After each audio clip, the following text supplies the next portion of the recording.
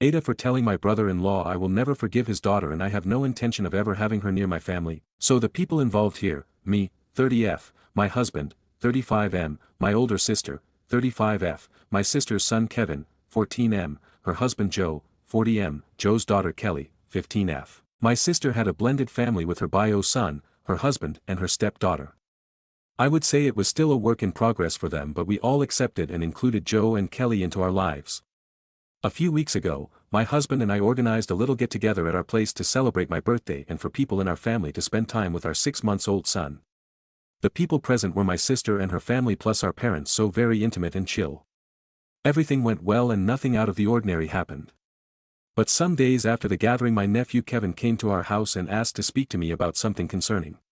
For info, Kevin and Kelly attend the same school and have some mutual friends. My nephew told me that Kelly has been telling her friends that during the gathering she has seen her step-uncle's, my husband's, organ. She claims she was in the bathroom, my husband entered without knocking and he had his organ outside his pants and this is how she ended up seeing it.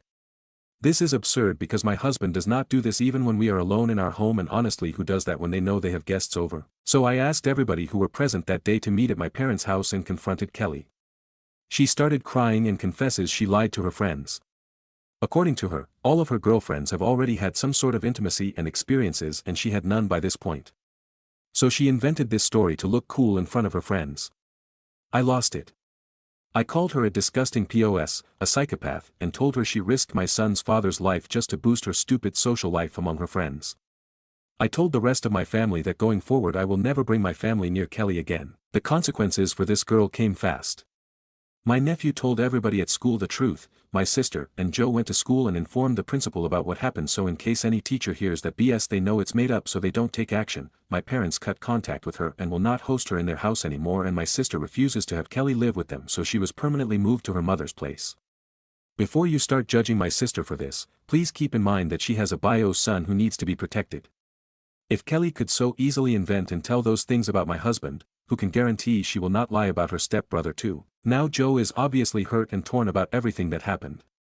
He keeps telling me that Kelly is depressed and wants to apologize to my family, but I keep refusing. I explained to him that I don't need her apology and she shouldn't waste her time with this because I will never forget what happened or move past it. Joe keeps begging me to forgive her because she is just a stupid teenager, and maybe if my sister sees me forgiving her she will be willing to eventually accept Kelly back. I told Joe that a stupid teenager can have the power to ruin a man's life and reputation, so I am not risking it. Also, I fully support my sister and I want to protect my nephew too. Before Kelly was moved to her mother's, Kevin stayed with me and my husband for some days, so I don't regret my decision at all. I stand by everything that I said, but I feel bad for my BL. Regardless of how messed up his daughter is, he is a great guy, respectful, and he really values the concept of family and honesty. So I guess I want to ask if I was the AH towards him. Comments. Commenter 1. Kevin showed his maturity here. He realized how devastating this lie could be for your husband. Commenter 2. Wow, good point. I'd overlooked that if Kevin hadn't said something, this would have escalated before OP could prevent the escalation. He was very mature. Commenter 3. That kid has a good head on his shoulders. It's a shame Kelly has BIL for a father who is making excuses for her instead of someone who takes this seriously. Commenter 4. OP does not say he made excuses for her. But he is still her father. That isn't going to change. He still cares for her even when she did something incredibly stupid due to social pressure. So trying to make amends and trying to get his family back isn't something weird to do, nor not serious. People with kids don't just write them off. The fact that he agreed she live with her mother and stick to his wife's side of the family shows he does take it seriously. It doesn't mean he won't try to fix it. Reply, he is an amazing kid indeed. And he is very close to my husband and me and knew from the start everything was a lie. Commenter 5. The thing that everyone keeps forgetting is even though it sounds like an accident the way she told it, it could still end up with him being arrested and charged with indecent exposure to a minor. Even if found innocent, he would always have that stigma attached to him. People around here don't mess around when it comes to things like this. Reply, exactly. Thank you for this. I left a lot out of the post because I am not sure what it's allowed here or not, but let's say that no sane adult who heard her story would ever think it was an accident. She provided some details and made some remarks that made it look like he flashed her. Update. Hi all. Thank you very much for your replies to my previous post. I really appreciate you taking time and helping me with your words, your experiences, and your feedback. Talking to you here has been really therapeutic to me but also really sad to hear about some of your experiences. I have received many messages from you asking me to update. There is nothing really much to say, nothing big happened, but I have talked to my sister and she gave me some updates. But before getting to that, I want to clarify three main aspects that keep coming around. We are all sure that Kelly lied, there is no debate there, no what if, no one has any doubts. Some of you really have a sick mind just like Kelly, so I can understand why you are taking her side. But please try to stop being so gross even for a little bit. I get that some of you speak from personal experiences, but for the love of God, not all deranged teenagers were victims of SA, and most certainly my husband did not SA her. For the ones who need things to be spelled out to them because they don't understand otherwise, stop sending me DMs claiming my husband is a predator, telling me I will regret when the truth comes out, calling me names for defending my husband, saying that I am protecting predators.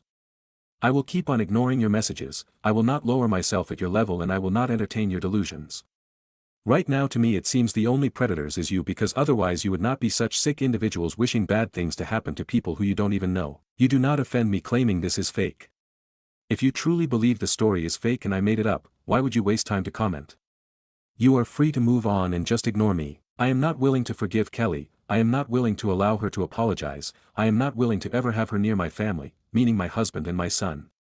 My husband is not willing to do any of these things either. This is a shared decision and we will never have anything to do with this girl.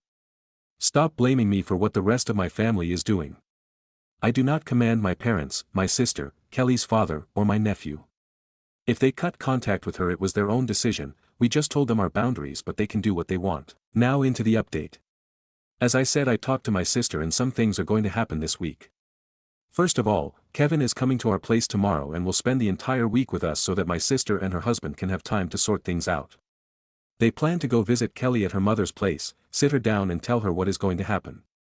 My sister asked Kevin if he wants her to divorce or if he feels unsafe living with her husband. My nephew told her he does not want to ruin her marriage, he does not hate Joe even if he said it a couple of times, he does not feel unsafe with him, but he does not want to ever have to be near Kelly. My sister and Joe started working with a therapist to see if they can salvage their marriage, and it really helped them. So for the ones wishing them to divorce, they will not. The therapist explained to Joe that he can still have a relationship with his daughter while keeping his other family too, the only thing needed is for him to be willing to work for it. She also said that divorcing and giving up his own life and happiness is not a solution, because where does it end? He divorces my sister, in a few years gets a new wife, and if Kelly does something again to that new family, is he going to once again give up everything he has and start over? He needs to see himself and Kelly as two different individuals with their own path in life. They don't need to be tied together to have a parent-child relationship, and he also needs to show to his kids that marriages are not jokes, you don't give up the first time something shitty happens. So they decided to work together for their marriage. They will let Kelly know how things will be from now on, meaning Joe will continue seeing and supporting her, but she will live full-time with her mother. Her mother is on board with this, she was part of these discussions. Some Redditor suggested in the future Kevin can stay at my place if they want to have Kelly over, and I suggested this to my sister. I told her that our house will always be open for Kevin, so we can do that if Kevin also wants it. I don't think he will refuse since he enjoys spending time with us and his baby cousin, but we need to see how he'll feel for the girl to be in his house. Right now Kevin is also in therapy because he has been having nightmares and violent outbursts when he hears about Kelly, so this will not be suggested to him anytime soon. The last time he heard about her he had a panic attack, started crying and shouting that he hates her and wishes we never met her. I am confident that with therapy he will go back to his happy self, but baby steps, he does not need to be rushed right now. We are all focused on his well-being and mental health right now, and the summer break will be perfect for him. The girl will also be moved to a different school during this summer. This is for both her and Kevin because they will not need to see each other in school and she will avoid getting bullied. Her friends who she told the stories to went home and told the drama to their parents, so now Kelly is forbidden to ever go to these kids' houses since their parents don't want to risk it. I would want to say that I am surprised, but honestly I am not. No sane adults will have someone like her in their home and risk being accused of things. I am also somehow happy the adults who were close to her in one way or another are aware of what is happening, so they are able to protect themselves and not have to face what we did. So that's pretty much it for now. I think I will keep updating if anything interesting happens. I am excited to have my nephew here for the week. I will finally have my partner to game with since my boomer of a husband is not that much into games, so obviously not fun like Kevin. Comments. Commenter 1. I remember being Kelly's age and some friends told me stories of their exploits. Meanwhile, I didn't even have my first kiss until I was 15. I didn't make anything up because I saw it as a can't-win situation. Be honest, be a prude. Make something up, someone will SLT shame.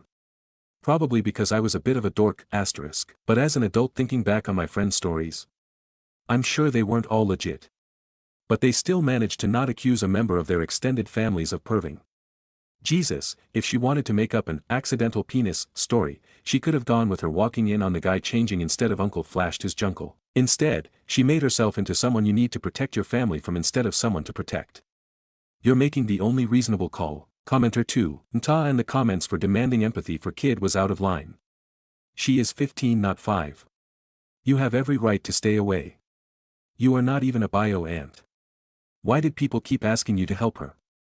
How many of these people will allow such kid in their house, if they talk such stuff for them? Noon. You did right. A woman with a spine. Reply, I have no idea, people kept trying to make me responsible for her, telling me that I have to teach her, support her, educate her, love her. Like WTF.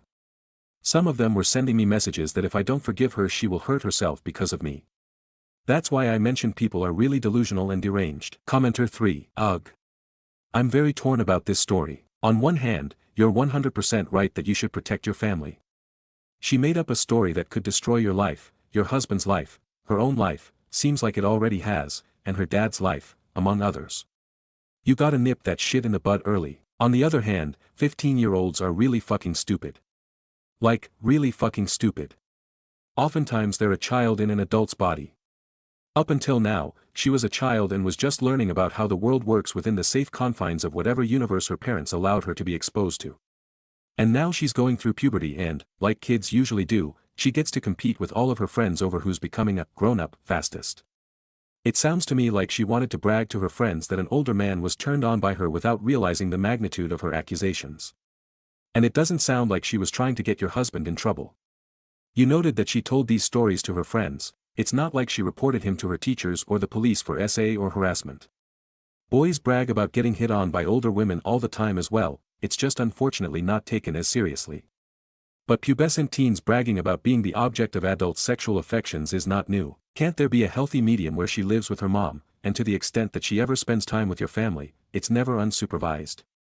Given how traumatizing the experience of getting caught in a lie has been, and will continue to be, for her, I'd be shocked if she pulls this again.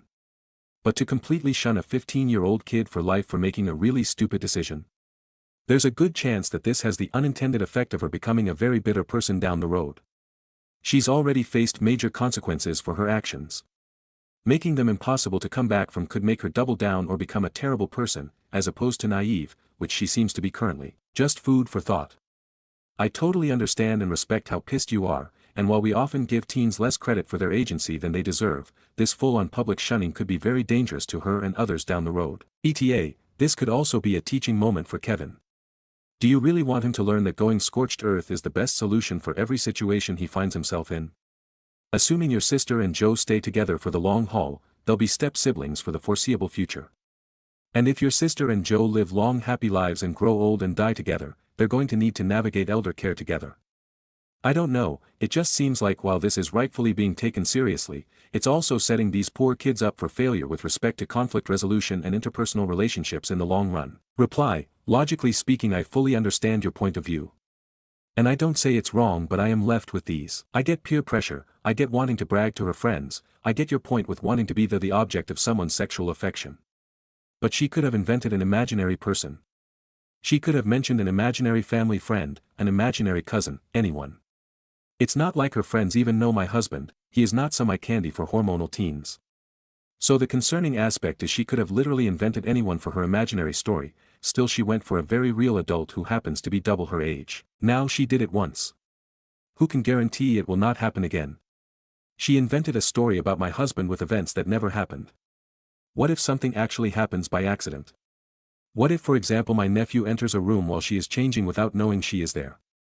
What if in her next group of friends she will once again feel left out for not being able to relate to those friends' experiences? What if she next invents stories about someone else in the family? Personally, if you were my husband would you ever feel safe to be in her presence? I don't see any healthy way for us to ever be in the same space again. Let's leave out the fact that we don't want to and focus on practical details. We don't trust her.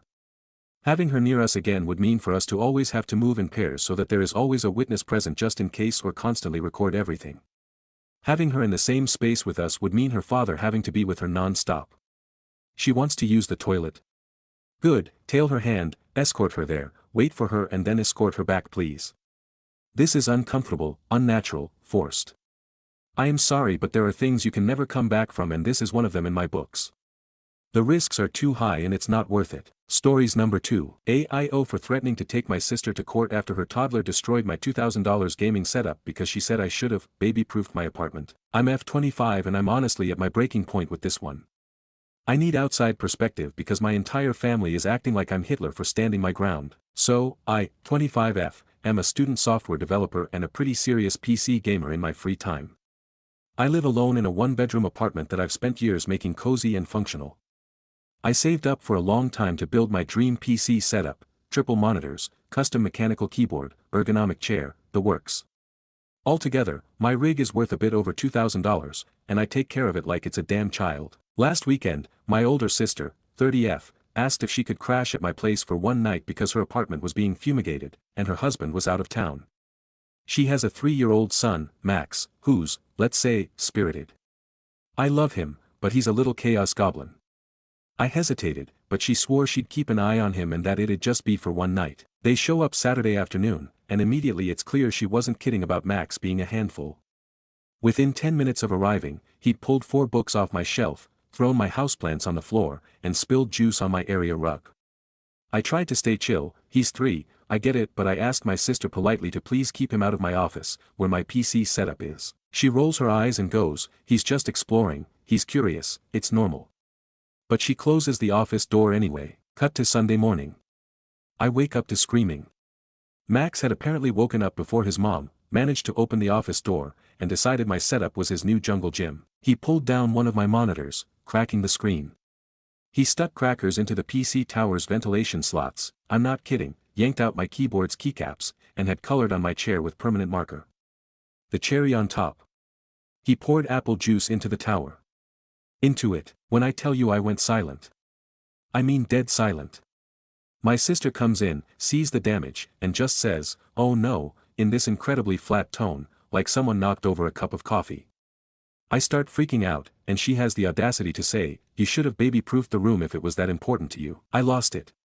I told her that 1, she knew he wasn't supposed to be in there, 2, this is my space, not a damn daycare, and 3, baby-proofing a $2,000 gaming setup is not a standard requirement for adults living alone. She told me to calm down and said that he's just a kid, and stuff is replaceable. I told her she could replace it then. She said she didn't have the money right now, but maybe in a few months she could give me a few hundred. I told her that wasn't acceptable and that she needed to take full responsibility. She left in a huff and now my whole family is blowing up my phone. My mom says I'm being materialistic and should understand that my nephew didn't mean it. My dad said I should have locked the door if it was that important. My brother actually said, "Why do you even need 3 monitors anyway?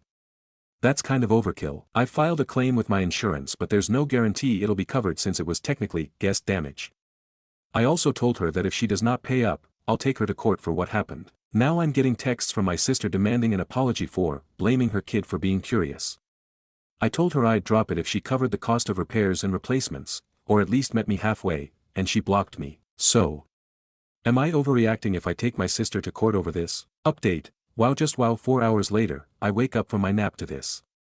Thank you guys, it'll take a bit for me to read all of this. My sister still has not unblocked me, but her husband reached out to find out what happened. I'm sorry I don't have more to tell yet, but I'll update again when I do. Seriously, thanks for the insights everyone. My head is a lot clearer now. Update 2, hey, all my sister's husband reached out as mentioned earlier, and we're working out a solution if possible. He's been really understanding as have all of you. Also, to clarify the office situation, my 1-bedroom apartment is on the smaller side, 33 square meters 355 square feet, so the landlord converted an old ex-clothes cabinet into a makeshift office. It's weird, but the building is from the 40s, and they had to get creative with the space with an old tenant or something. So it's living room, sister and her kid slept there, plus kitchen, I slept there, plus the office. Thanks for all the support and the award.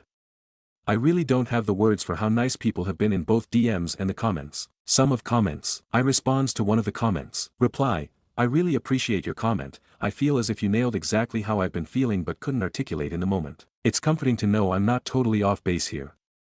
I will need to see what I'm willing to do with this situation. I don't want to lose my family, but I don't want to start begging to be heard either. Thank you. Going no contact. Yeah, I'm not ready to go full no contact right now, but I really appreciate your perspective. It's definitely something I'll keep in mind if things keep escalating and no one starts showing even a little respect for my boundaries. I just want accountability, not drama. But if they keep pushing, I won't hesitate to step back.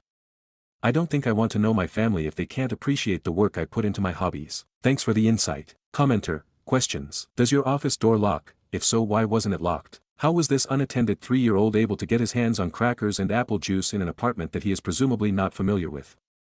Why were these items so easy for him to get to? If you knew in advance that he and your sister were coming, why wouldn't you make any effort to either secure delicate important items or move them somewhere he can't reach? Reply, 1. The office is a converted clothes closet. The apartment's from the 40s and has a weird layout. There's no lock on the door is just a heavy old one. TBH, I've been wondering if my sister might have opened it for him. I just don't get why. 2. The crackers and juice weren't mine, sister brought them. I had no idea he had access to them during the night until after the fact. 3. I didn't get much notice.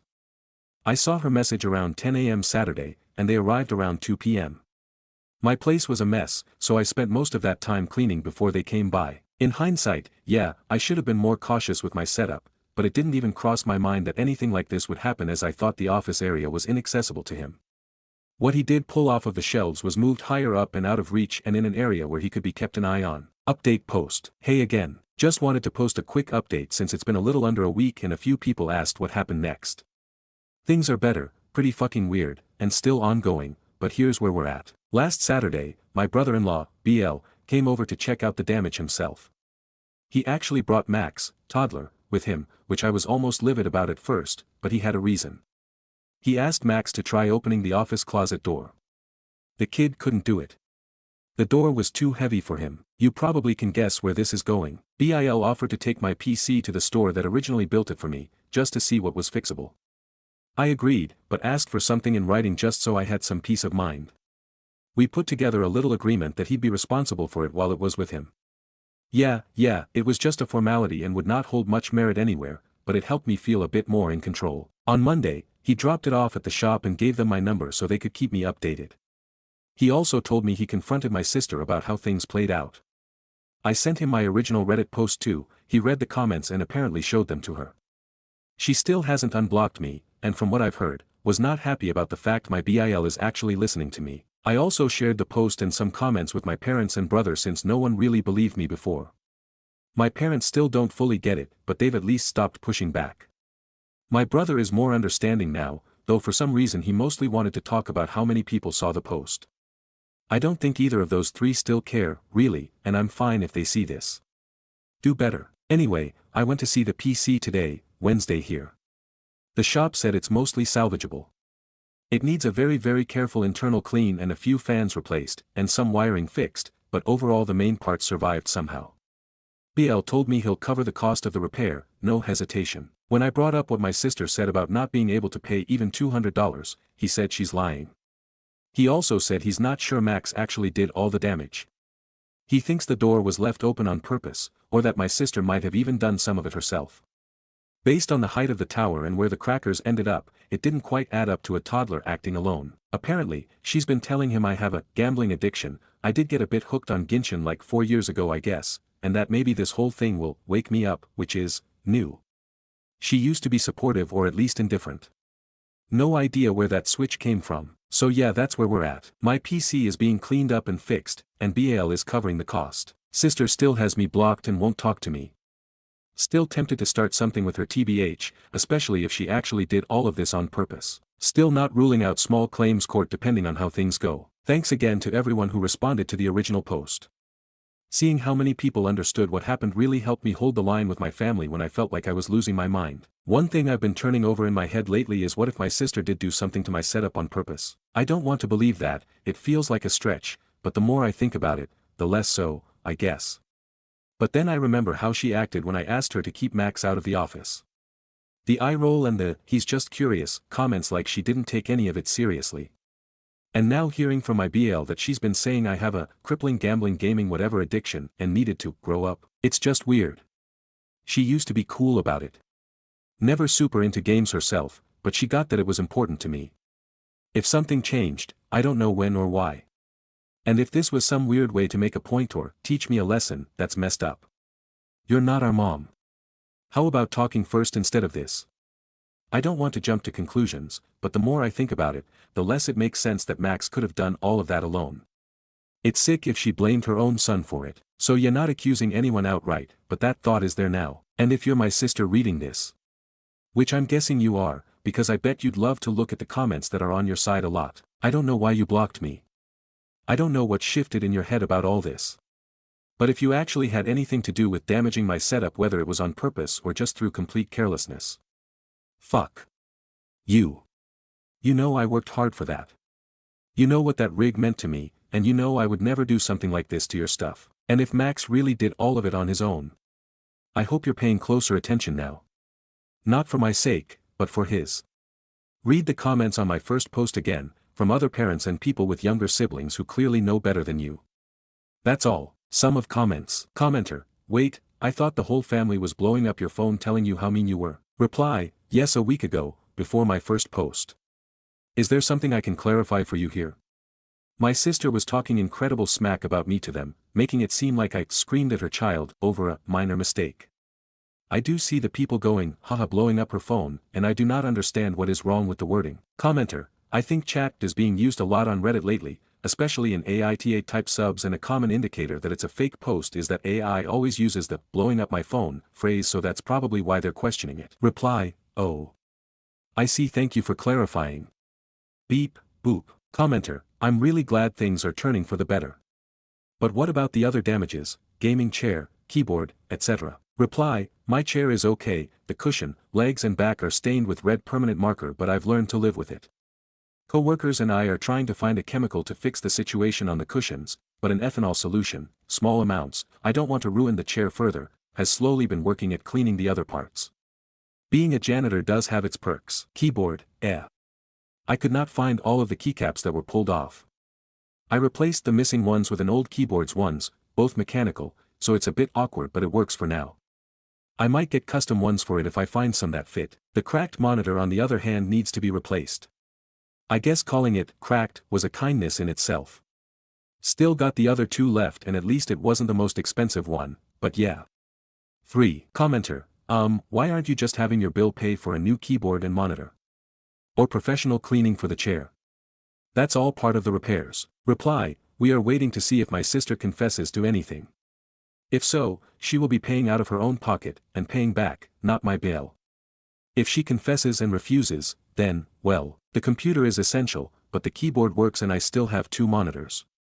That's why I am willing to wait for the other damage to be solved. The addiction. I'll admit, during COVID, I did spend $300 on Ganyu when she came out, but that was the worst of it.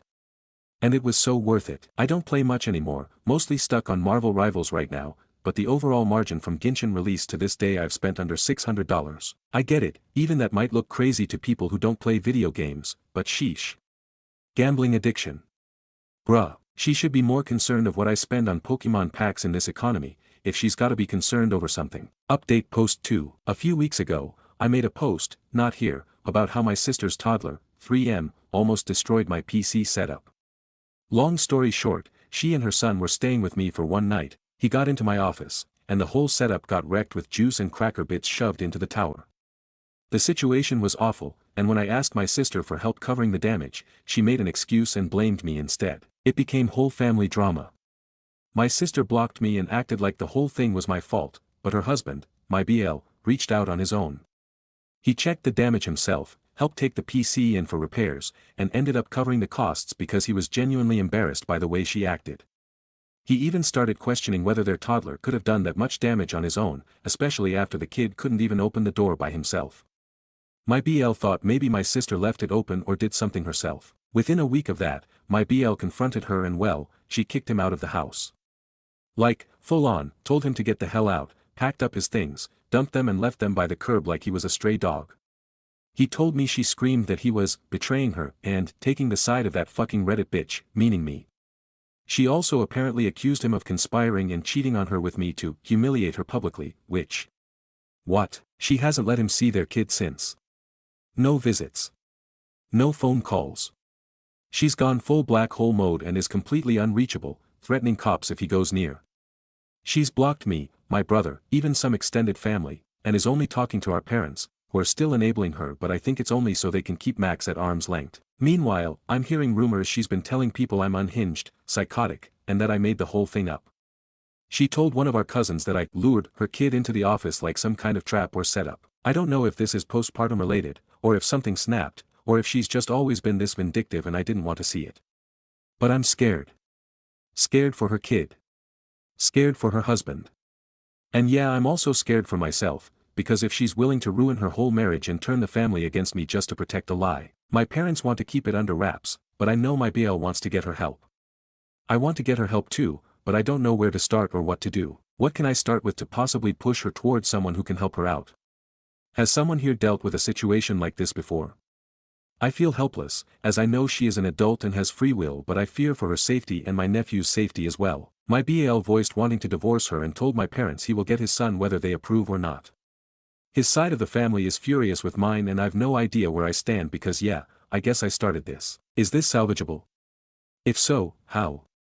What can I do? Who can I contact within the States? Is there anything I can do even? Does anyone know? Top comments. Commenter, I think your parents need to talk to her because this is crazy. The kid did what 3 yos do, but she failed as a mother by not minding him. Your BL stepped up to fix it. But her reaction is nuts. There has to be more here. I think your parents are in a better place to figure out what is going on. New update post. Hello everyone. It's been a while, so I didn't want to post this on AIO, but for those still interested in my situation, here's an update. Smiley face. The good news first. My PC is fully functional again. The store was able to recover it. My nephew is now in a safe and stable environment with my brother-in-law. Unfortunately, there have also been some difficult developments. My brother-in-law is currently in the process of separating from my sister. It seems I've essentially been disowned by my mother, and now, it appears, by my father as well. The only one still in contact with me is my brother. Thank you to those who have checked in or supported me during all this. It truly means a lot. Comments. Commenter, good to hear things are fixed with THPC now, but that's awful that you've been disowned by your parents. Why did they do that? Unless I'm remembering wrong, they were only in contact with her to have access to their grandkid. Sounds like you're in the middle of a lot right now, so I won't push, but I wish you luck. Just know that people are on your side and are praying for you. Reply, thank you. I am very happy to hear that. My parents have unfortunately been swayed by my sister's lies. I guess I can say that she is of the mind that BIL was cheating on her with me and that we want to steal her son. I am still trying to cope with what has happened, poorly, but work and studies keep me busy thankfully, and to clear the air. There is a lot happening as you guessed, but I'll give out more updates after everything settles down. Right now I'm just taking it one day at a time. Commenter, I'm glad your nephew is safe. Try to keep that connection, he'll appreciate it in the future. I wish you the best of luck with the rest of the family. It's not your fault and you need to work to accept that. Maybe find a therapist to talk this through with. You need to protect your mental health. I'm also a younger sister and I took on way too much of trying to fix things when I was your age. Reply, thank you for the advice. Therapy hadn't even crossed my mind.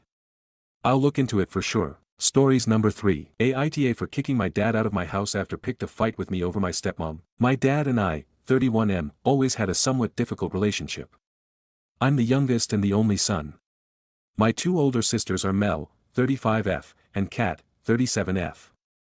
Our mom died when I was 1 and our dad remarried when I was 4. My stepmom and I have a better relationship than my dad and I do actually. But it's my relationship with her that has mine and dad's so bad. Mel and Kat don't have a particularly close or fond relationship with our stepmom. To them she's just not mom and could never be someone important to them. For me she's not my mom either, even though I don't remember my mom, but she's still got a place in my life. That's something that bothers Dad. He always wanted me to call my stepmom Mom, he wanted me to let her adopt me and he'd punish my sisters for talking about Mom too much around me. He'd get mad at me for asking them about Mom or going into their room to see photos of Mom. He told me it was disrespectful to my stepmom. Then he'd say she was the only mom I actually knew and I should treat her as such. My stepmom, for the most part, never pushed. A few times she did ask if I'd ever call her mom and she was visibly disappointed when I said no, but she'd let it drop. Dad's and my relationship kinda leveled out when I went to college. He made a few comments on my wedding day that he expected my feelings to change when I had kids of my own. Now I'm a dad of two who's expecting a third. We had family and friends over on Saturday and my dad ended up in an awful mood because my 3-year-old pointed at a photo of my mom and called her grandma while he was holding her. Dad's whole attitude visibly changed and after an hour he blew up and started yelling at me and asking what the hell that was wrong with me. He said I was supposed to grow up once I became a dad and accept who my real parents are and stop acting like blood's what matters. He kept asking me why my oldest said grandma to the photo and why I had a photo of my mom so clearly out for everyone to see. He asked me why I still called her my mom when my mom was sitting on the couch next to my wife. My stepmom tried calming him down but I insisted that he leave. He tried to refuse and he demanded I answer why my stepmom is still stepmom and why I let my sisters poison me. He told me I didn't deserve my stepmom and started cursing all over the place. So I made him leave. It enraged him further but I didn't even care. He's going crazy since then trying to talk to me but it's not because he's sorry. He's still furious and he told me a real man would have confronted his questions and not kicked him out. I refused to respond since he was being so aggressive but Aita. Stories number 4. Aita for refusing to share my space with my cousin and her kids and planning to leave while they're staying with us. I, 29F, co-own a home with my mom and sister. I live in the basement, which has been my private space. Today, my mom told me that my cousin from overseas, who I barely know, and her 2 young kids are coming to stay with us for the entire summer, and that they'll be staying in the basement with me in the spare room. 2 protested and she called me selfish. I don't even know the names of my cousin's kids at all, and I value my personal space and quiet. I also work night shifts so when I come home in the morning to sleep I don't want to be disturbed with any noise. Also, my mom and sister are going on a 10-day cruise next month, and I was really looking forward to having the house to myself for once. My family can be pretty overbearing. When I brought this up, my mom just said, well, now you won't be home alone, like that was a good thing. I told her she made this decision without considering me at all and that I don't plan to host or entertain anyone while they're gone. For added context, the last time a cousin stayed with us from overseas, my mom pressured me into giving her money so she could shop. I'm afraid that history will repeat itself, but 3x as much since she's bringing her kids too. At this point, I'm so upset I'm seriously considering going to a hotel for those 10 days just to have peace. It feels like my space and comfort were completely disregarded and I don't want to give up my personal space. Aita in this situation. Edit 1, my basement space is fully open to the upstairs, there's no door, just a staircase. So it's not like I can lock anything or really block off my space, plus the laundry room is in the basement which everyone needs access to. Edit 2, yes, I legally co-own the home. My name is on the title and the deed. I live in the basement, which has its own living area and bathroom. There are 2 rooms down there, mine and a spare room that my brother uses when he visits like once a month, but he only stays for a weekend when he comes. That spare room is the one my mom is giving to my cousins. They won't be in my actual bedroom, but since the basement is open with no door separating it from the rest of the house, I'll basically be sharing my entire living area with people I don't know all summer. Stories number 5. Aita for being concerned about the damage my son did to my car. I am a mother of 2, Vanessa, 25, and Brandon, 22. I am not married to their father, but they both have a relationship with him. They went to visit him this past weekend for Father's Day and were set to get to my house on Monday. Brandon drove the 2 of them there and was supposed to drive back. The car he drives was mine originally. I paid it off and did not ask him to buy it for me on the condition that he is responsible with it, he was only paying for gas and maintenance. This was the first car I have ever been able to pay for up front without taking out a loan, which carries sentimental value, so it is my car as far as I'm concerned. A few minutes after they left their dad's, I got a call from Vanessa saying that they had gotten into an accident. I asked if the car was damaged, and she told me it was totaled. I was immediately furious because Brandon knew how hard I worked for that car and I was very clear that I expected him to care for it. I asked Vanessa to please put her brother on the phone. Instead, their father came on and explained that they were in the emergency room and that our son was receiving treatment. My ex then started to berate me for being more concerned about the property than about the kids and for getting angry at our son without knowing the situation, but in my defense, I hadn't realized that he was injured. To be clear, Brandon will be fine and the other driver was completely unharmed, but they are all still furious with me. I had assumed that if his injuries were serious that it would have been the first thing they told me, but that isn't a good enough explanation for them.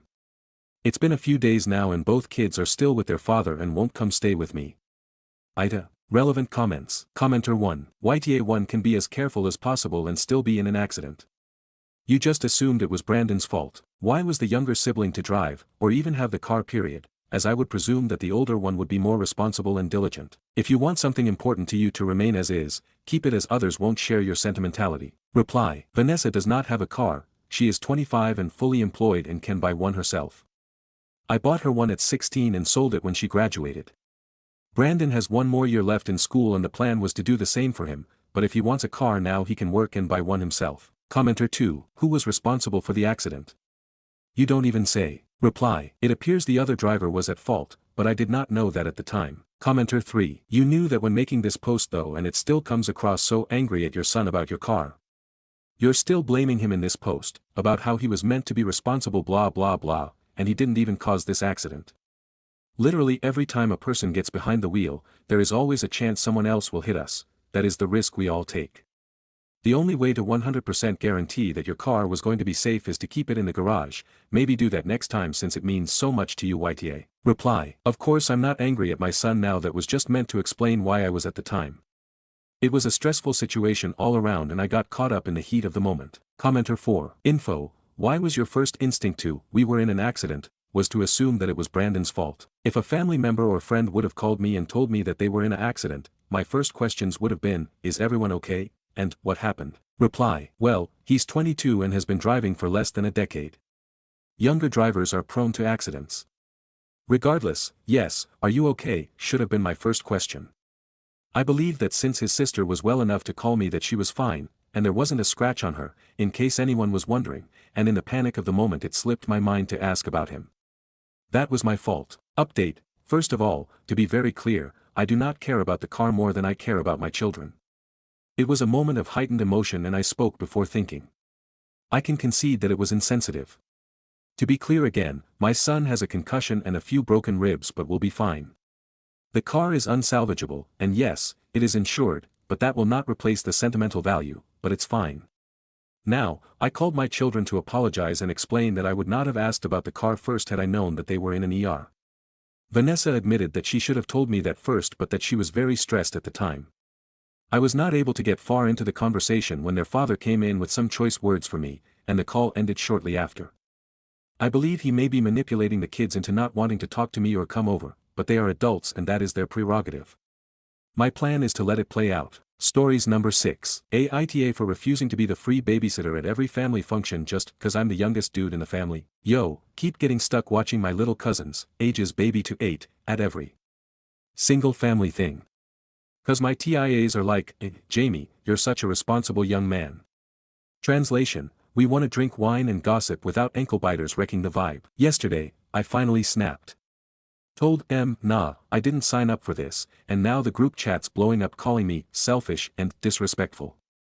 Even my brother John, 23, who dipped to college and never looks back, hit me with the, bruh, they're Wilden, but you could have been smoother. So, AIT. Like, is it really my job to play built-in daycare just 'cause I'm the only guy under 25 who hasn't knocked someone up yet? Update. Aita for refusing to be the free babysitter at every family function just 'cause I'm the youngest dude in the family. About my family background, actually, this isn't that dramatic. I've had other anecdotes that were more dramatic than this. My aunts, whose children I babysit, are 3 of my mother's sisters. I only refuse to stop helping one of them, my Aunt Florida, a made-up name. Florida is 33 years old and has a 5-year-old baby. She's actually very kind to me and understands my situation.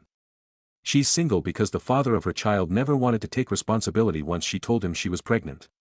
So, Florida works in 2 restaurants, lives with my grandparents, and takes care of her son alone. Plus, her kiddo is very calm and intelligent. I don't have a problem with him. The problem is my other aunts, who are more stable. My Aunt Petunia's husband works in a government office, and my Aunt Margarita's husband is a lawyer, a pretty good one. They also work in an office. They can afford a nanny or pay me. I don't remember if I mentioned this before, but they're from the Dominican Republic. They came to the United States when Mom was my age. Mom is Aunt Florida's twin. I know their lives have been difficult and that families need to support each other, but I have a life too. I don't go out much, but I help Dad with his store. I also help out around the house. I study. And for those who asked, I do have a girlfriend, but we're both focused on our studies. Later, we'll formalize our careers, but not before we graduate. I will be updating everything via pass. Mom has already spoken with her sisters, my grandfather supports her, and since he is the absolute voice in the family, actually all the older adults are, he will speak with his daughters. Update.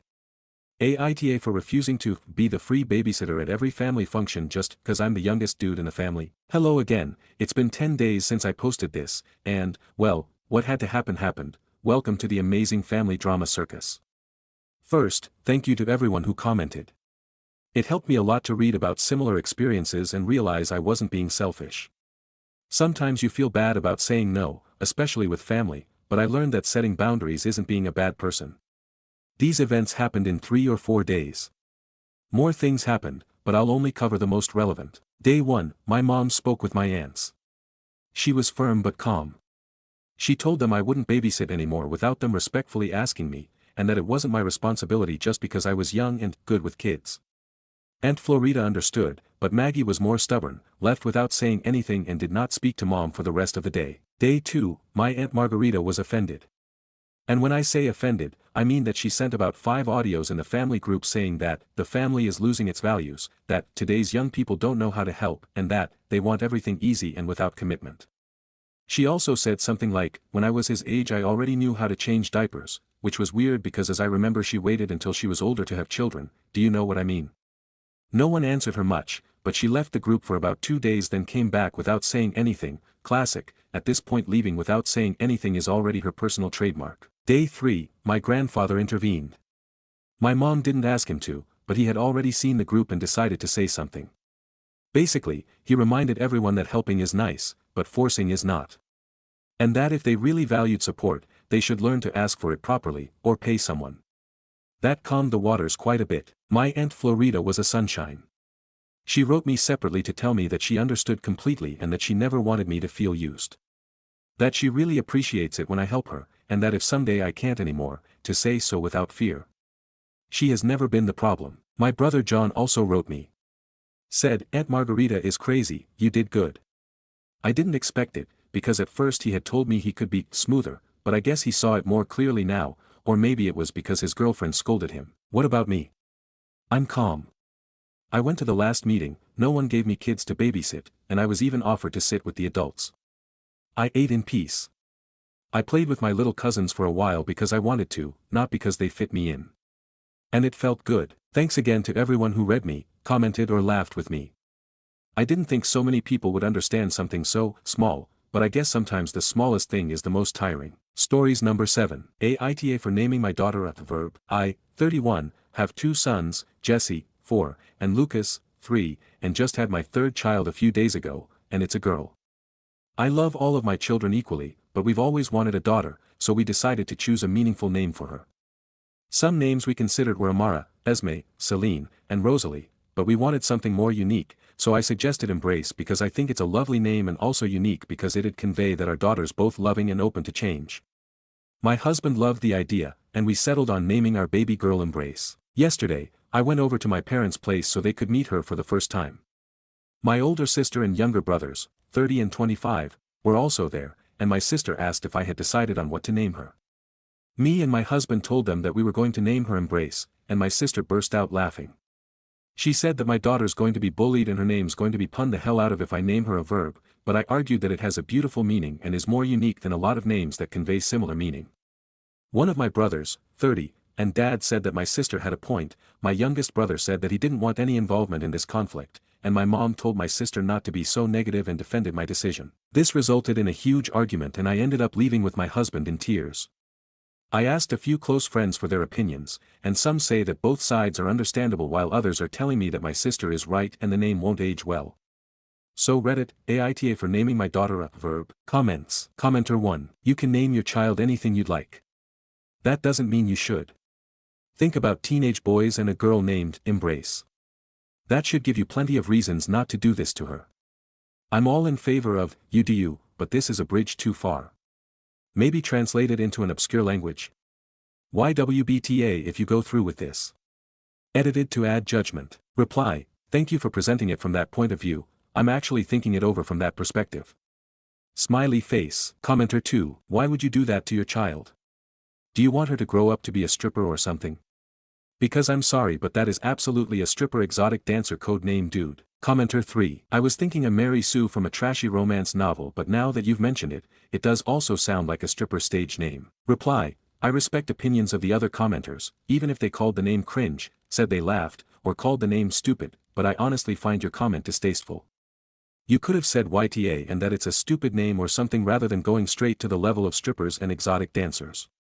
I'm not trying to sound oversensitive or start an argument, but you're honestly very disrespectful and should relearn manners. Commenter 4. I'm sorry, I literally went to a strip club in Vegas for a bachelorette party once and the dancers were Bubbles, Diamond and Embrace. I will certainly work on the delivery in future. A lot of these are AI fake posts too so I honestly didn't think anyone would really name their kid this. Reply. Oh. Well I apologize for being a bit too upset about that, if you actually met a stripper named Embrace then I can see where it's coming from, my bad. Honestly that's actually making me low-key reconsider the name asterisk. Commenter 5. Again, truly sorry for my delivery and didn't mean to upset you.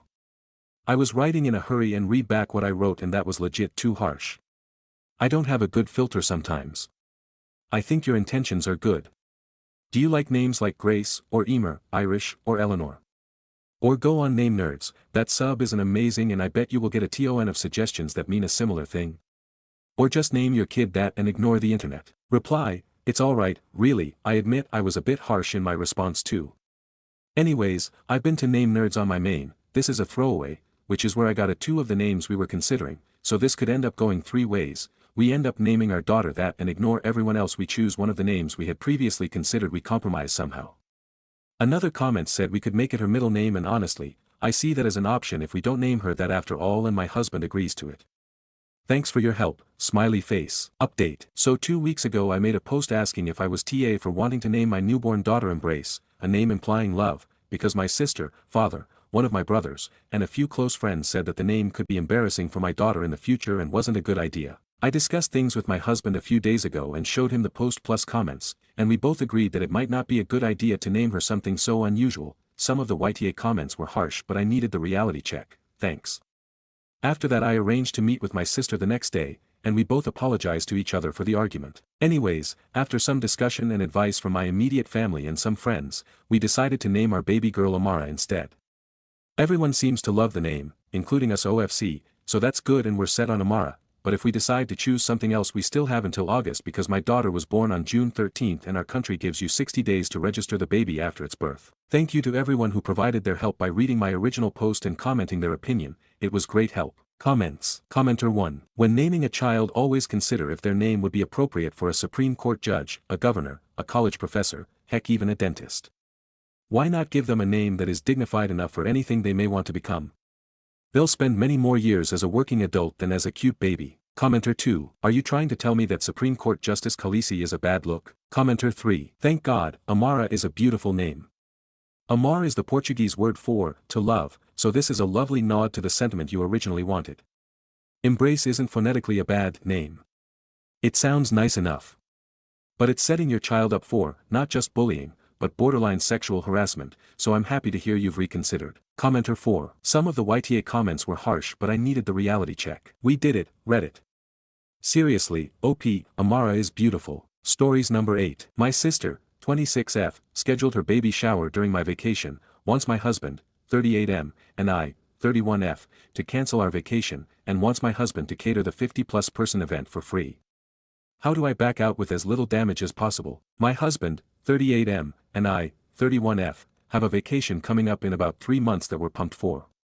We're going on a long and challenging backpacking trip. This is a time-sensitive thing. We've both been saving PTO up, I've been working my butt off to get in good enough shape to handle it, and the weather will be in that sweet spot where it's cool but not dangerously stormy yet. Missing this window will delay our trip by about 6 months, so we have been working everything else around this trip. My younger sister has always been a little entitled. It's never really caused an issue beyond some minor arguments and annoyance on my part. In truth, I've probably contributed to the problem because it's always been easier to just roll over and give in to her simple demand rather than say no. Bad sister NG on my part, and our parents have always been the same. The spoiled child grew into a spoiled adult, and now she's finally asking for too much. She scheduled her baby shower for the same time as our vacation. Okay, no biggie, I let her know about the conflict. She insists on keeping her date and wants me to cancel my vacation. After all, this is her first baby, and I can go on my vacation anytime. I didn't love that, but my husband and I ultimately agreed because family is important to us. Next she learns that catering a 50-plus person event is pricey. So she asks my husband to cater. He's not a professional, but he's a hobby home chef and we host a lot of big parties at home. She expects us to foot the entire bill and put in all the labor. If we had complete discretion over the menu, then maybe this would be doable, but she wants some pretty labor-intensive items on the menu. Less labor-intensive versions of her ideas have all been rejected. She also lives about a 10-hour drive away. So we either have to get to her place early enough to make everything in a kitchen that we're not familiar with, or we have to make things that will travel well. And since it's so far, we'll need to stay in a hotel for at least 2 nights, which is another large expense because she lives in a very expensive resort town. My sweet darling husband wants to do this because he loves me and my family, but I feel that they are really crossing the line here. I was never super excited to go in the first place, and now I really don't want to go. I'm sort of thinking of sending a nice gift, some kind of excuse and apology, and just not going. I don't want to have a big blow up, so any suggestions for how to politely back out would be great. TLDR, my younger sister wants my husband and I to cancel our long-awaited vacation to cater her 50-plus guest baby shower, an extremely expensive and time-consuming endeavor. She rejects more feasible ideas. I'm ready to throw my hands up and be done, but not ready to get into a giant fight over it. Any suggestions for how to back out with minimal drama? Edit, God damn, I did not expect so many responses. The vast majority of them are saying some variation of I'm spineless or a doormat or this is my fault. I already acknowledged up top that I know I've contributed to her being entitled and thinking this sort of behavior is okay. The pile-on is pointless. I'm not going to dig into my family history to explain to you why family is important to me and I know you all don't care anyway. There's also some details that aren't included. It was a slow burn where she asked for more and now I finally see that I'm boiling. I do think the level of outrage that you all are having at me and her does validate that this is at least as ridiculous of a situation as I think it is. I appreciate the responses from Fruitfly and Malurfa. I'll chat about this with my husband more and come up with a plan and brace for some nonsense. Stories number 9. Aita for not telling my roommates and sisters I am the owner. I, 33F, bought my home right before the pandemic. The world shut down and I shut into my remote work with the solitude and comfort of a natural introvert. The house was extra large and I only really could afford it because the family selling was in need of a quick sell. The house has a finished attic and basement, which were easily converted into not so many apartments. The basement has its own entry point and also connects into the main house. There are 4 bedrooms, 2 baths, and the master room has a walk-in closet. During the pandemic, my sister both were hit hard and quickly needed to downsize as their own roommates moved back home. My sisters, 25F and 27F, and I do not have such a luxury, so I offered them rooms at below market rate and told them they needed to supply their own food.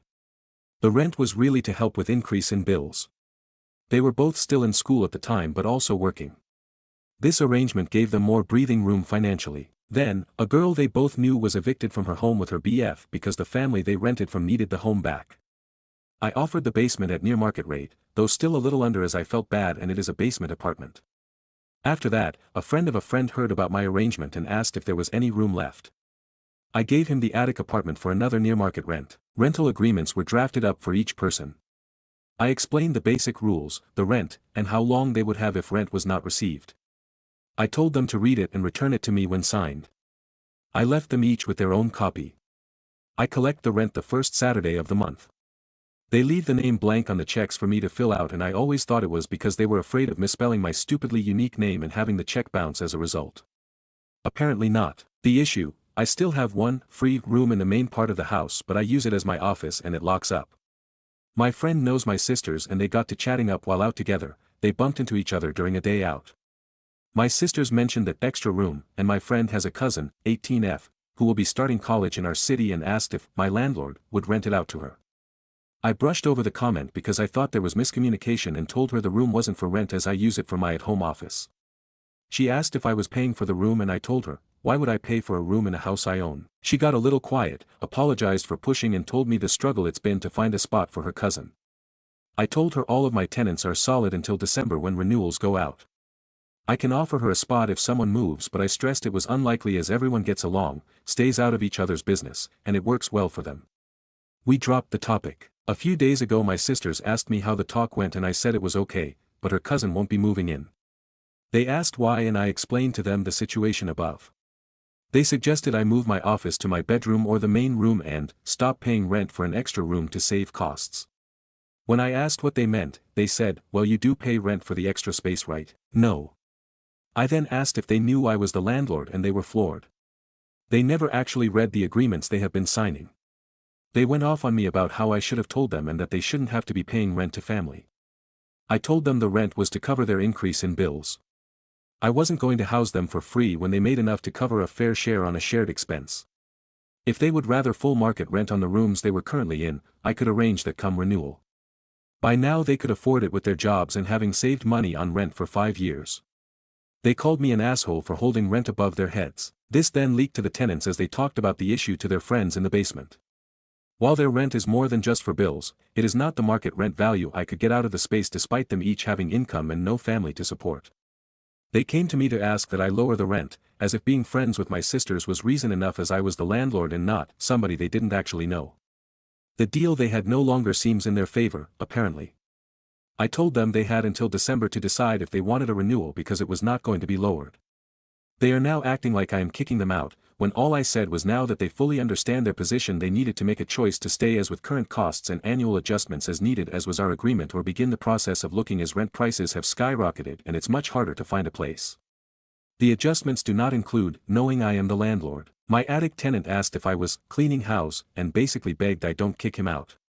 His family turned their back on him because of conflicting views. Personally, his views don't bother me. His family's though. I explained it all in detail and he was like, wait, I always knew you were my landlord because it's in the rental agreement. But he also never put my name down because it's hard to spell. Now everyone is upset with me and I feel unwelcomed in my own home. Aita Reddit if I didn't renew one or all of their leases because of this hostility I feel. Edit. Quick edit since I keep seeing a similar question. Our lives have been a mess of social services and foster care as children, all aging out at 18. I didn't go out of my way to tell them about my buying a house, partly out of guilt, and they came to me for leads on places to live in a time of need. The guilt comes from not taking them in when I had the opportunity at 18. I would have had to jump through massive loops and I did not feel prepared to care for myself, let alone a couple of kids I hardly knew since we had been separated often. We reconnected when they aged out and built from there. We also do not share the same last names as we each have different fathers. Update. Aita for not telling my roommates and sisters I am the owner. Hello everyone, I wanted to thank everybody for taking the time to read my last post and offer up their advice, comments, thoughts, and judgment. I took some of the advice given and have taken that don't rent to family or friends again to heart. So I'm going to jump into the update. I'm going to try to break it down bit by bit before going into it all. Mr. Attic, I'm keeping him. I pulled him aside first and separately. I told him I would not be renewing the others' leases in December and asked if he would want to rent the basement for at market value. He turned it down, asking to keep the attic as he is comfortable there. I told him it would probably be in his best interest to let the others believe this is a whole house clean out so he doesn't get caught in the crossfire. He agreed and went out of his way to turn his social media to private. He also sent me screenshots of a group chat he had been added to. The group chat, my sisters and other pair of tenants started up a group chat to bitch about me being so uncompromising and greedy. They were coming up with ideas to not pay rent or to only pay in part.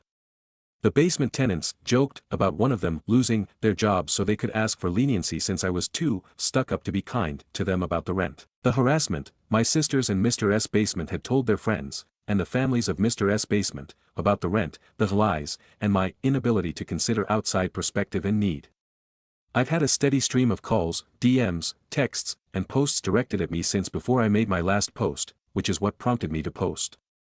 I made my accounts private, disabled some of the messaging functions, and told the 4 of them to get this to stop before I got my lawyer involved. Spoiler, they didn't. So after taking a night to think about it, I brought the group together to have a discussion about the rent and situation. My sisters looked smug and Mr. S basement kept sharing knowing looks. I told them bluntly I was not going to renew leases in December because their actions, attitudes, and lack of consideration has made me feel unvalued, humiliated by their family, and unwelcome in my own home. I told them if they found an apartment or place to go before December, I wouldn't charge them for breaking the lease, but if there was any damage anywhere, they would not get their security deposits back until the pricing out was settled. If there was more damage than their security deposit, they would be taken to court. I told them I was done being kind and understanding to people who thought so lowly of me. I also warned them I could and would break the leases myself if I felt the need, in which case they would have 30 days. It was immediate chaos. A lot of yelling, insults, and cursing. Even Mr. Attic, but he was yelling at the others for getting him kicked out when he didn't do anything. He made an epic show of storming up to the attic and slamming the door. He sent me laughing emojis and texted that he wasn't going to be able to keep a straight face a little later. I waited for them to stop yelling, and when they demanded what they would do, I set a stack of ads for apartments and houses for rent in a nearby area and said they would have to start looking now. I told my sisters I would help pay for their moving truck, but told the basement tenants they would have to ask their families for help moving out. Mr. Basement picked up the stack of papers and his eyes went wide. He stared at me and asked if I was fucking serious. I told him the prices listed were not mine to judge, change, or deal with. I reminded him his current place was below market because I had a say in it. Market prices for one-bedrooms in the area are well over $1,500 a month, if he wants near his work and close enough to walk to stores and things. He currently has a two-bedroom for less than that. My sisters grabbed some of the papers and the 27-year-old started crying because she couldn't afford an apartment on her own. She told me about her student loans and credit card debt. I told her, too bad. I gave you a good deal out of kindness and you sent an army after me. I would have considered letting you stay if you hadn't been so nasty. I told all of them they could probably swing a two-bedroom between the four of them and got up and left. They refused to talk to me now. My sisters spent the night in the basement apartment and I could hear shrieks and crying if I walked by the door that leads down there. I feel a little bad, but I reread your comments to keep my sanity. As for if I want them out, I can give them 30 days notice since they are inside my own home. I checked and double-checked with the lawyer and this information had been in their rental contracts. If I do have to kick them, and they try to refuse to leave and drag it out in court, which they don't have the money for, I've been given some handy advice by a fellow landlord who had to remove his own brother. I can't remove them by force, but I can make living there entirely uncomfortable. Nothing stops me from taking doors off hinges or starting remodeling while their stuff is in the way. Nothing stops me from turning off the water or electric for their sections of the house during remodeling. Quick edit, just for remodeling purposes. It wouldn't be done to make them leave. But they can't stop my remodeling as squatters. It might seem like an asshole thing to do, but they would be the ones to start it, and I actually do want to repaint and do some adjustments. The reason I am leaning on evicting them by August is because the harassment has gotten so much worse now that there is an actual non-renewal happening. I'm leaving my phone on silent and collecting messages, voicemails, emails, and other things to hand off to my lawyer next week. I told them to call off their dogs and they haven't. I asked Mr. Attic if he knew anyone who would need a place and to let me know. He has a few friends from his community who seem interested, as they either live with roommates or family or want out. If anyone has any questions this quiet morning, I will try to answer them. Quick edit. I have cameras outside and in common rooms, facing the front and back doors, the hallways upstairs and the door leading to the basement. The tenants have access to the entry point. Ones like Mr. Attic has the hallway to his area, Mr. S basement have the feed that leads to their door inside the main house, and they all have outside camera access. I'm thinking of cutting access to the outside cameras for them. They can't do anything to the feeds as they are guests in the system, so they can't delete anything, and my access automatically saves on extra external systems. I might just cut them all out of the system except Mr. Attic for peace of mind. Also, I keep seeing people ask about our family. There are no parents and no family from our side. My sisters have no relationships with their fathers or their families, mine have been killed due to his own actions, there is no sympathy for the likes of him, and his family shunned him, so they shunned me as well, and our mother is a cup of ash left at the funeral home. Update 2. Aita for not telling my roommates and sisters I am the owner. Hey everyone. I'm very tired. Thank you all for your kind words and wonderful advice. Onto the update. Mr. Attic's friends, 2 have agreed to take the bedrooms my sisters are currently occupying when they move out. I've met them, we talked at length, and they are wonderful people.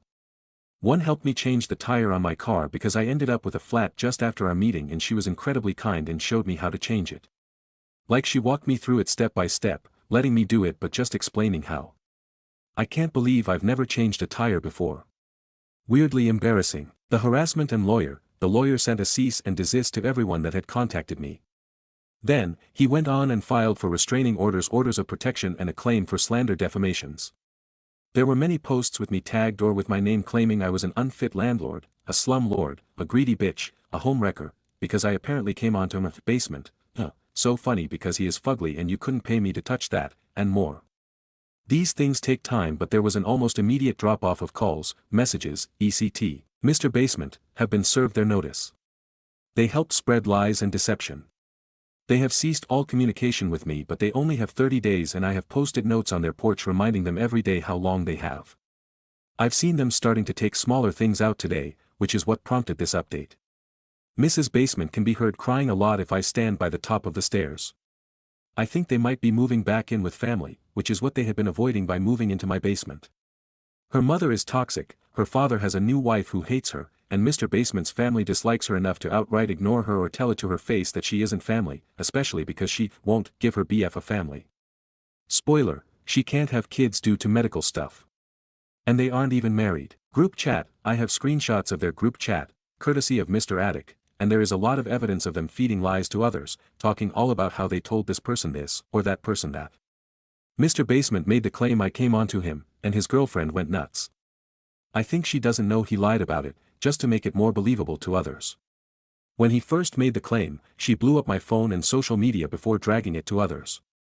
My sisters weren't surprised by my behavior. That stung. I have never done anything like that in the past. My sisters, they also have their notices. The 25-year-old is already moving in with a couple of friends who think I am horse shit. They come every so often to help her move things, and they send me nasty looks or make loud, intentional comments for me to hear. She has been dumping my food into the trash and dumping it down the sink. I just got a mini fridge for my room and she spends nights screaming at my locked door. I take my work to a local cafe, rather, multiple ones, or library now because she will just shriek any time she thinks I'm working. I make it vary and don't go to the same place twice in a row. The 27-year-old has turned to begging for me to let her stay as she can't afford to live on her own and she has no one willing to take her. Her boy toy, didn't even know she had one, broke up with her when he got the cease and desist from the lawyer. He was one of the ones causing problems, but once the lawyer stepped in to bat, he bounced. According to Mr. Attic, he heard her telling someone something along the lines of he could move in if he helped her get me to leave or back down because it's family property.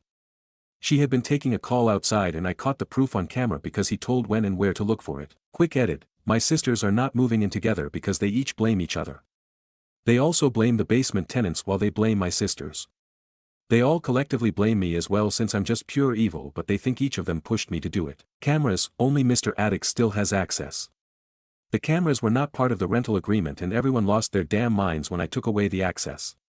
They tried covering them or adjusting them, but I warned them they would be held liable for damage and anything else I could get if they did that again. Now, I get middle fingers and aggressive stances and stares into the cameras. I'm sure I'm missing things. I just can't sleep and I'm swamped with getting them out, with work, and with trying to fill their places, and getting the basement redone before going back on the market. Stories number 10. My in-laws helped take our baby for 5 months based on lies, and the system failed us completely. I'm a 26-year-old first-time mom, married to my 25-year-old husband first-time dad, and we have a 17-month-old son. When he was just 8 months old, our entire life flipped upside down.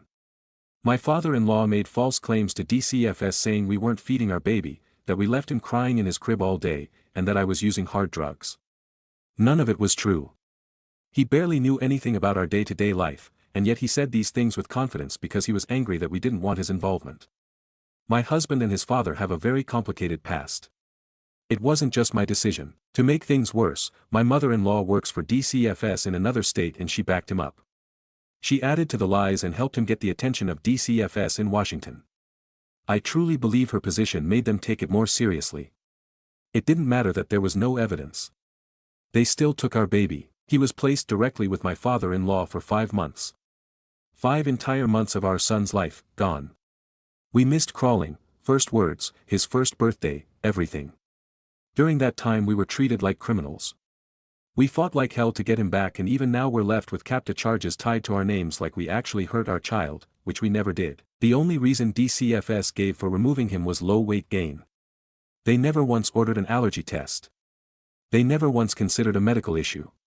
No one, not his foster guardian, not his doctor at the time, not a single caseworker, thought to question what he was being fed. When we finally got him back at 13 months old, I immediately asked for an allergy test.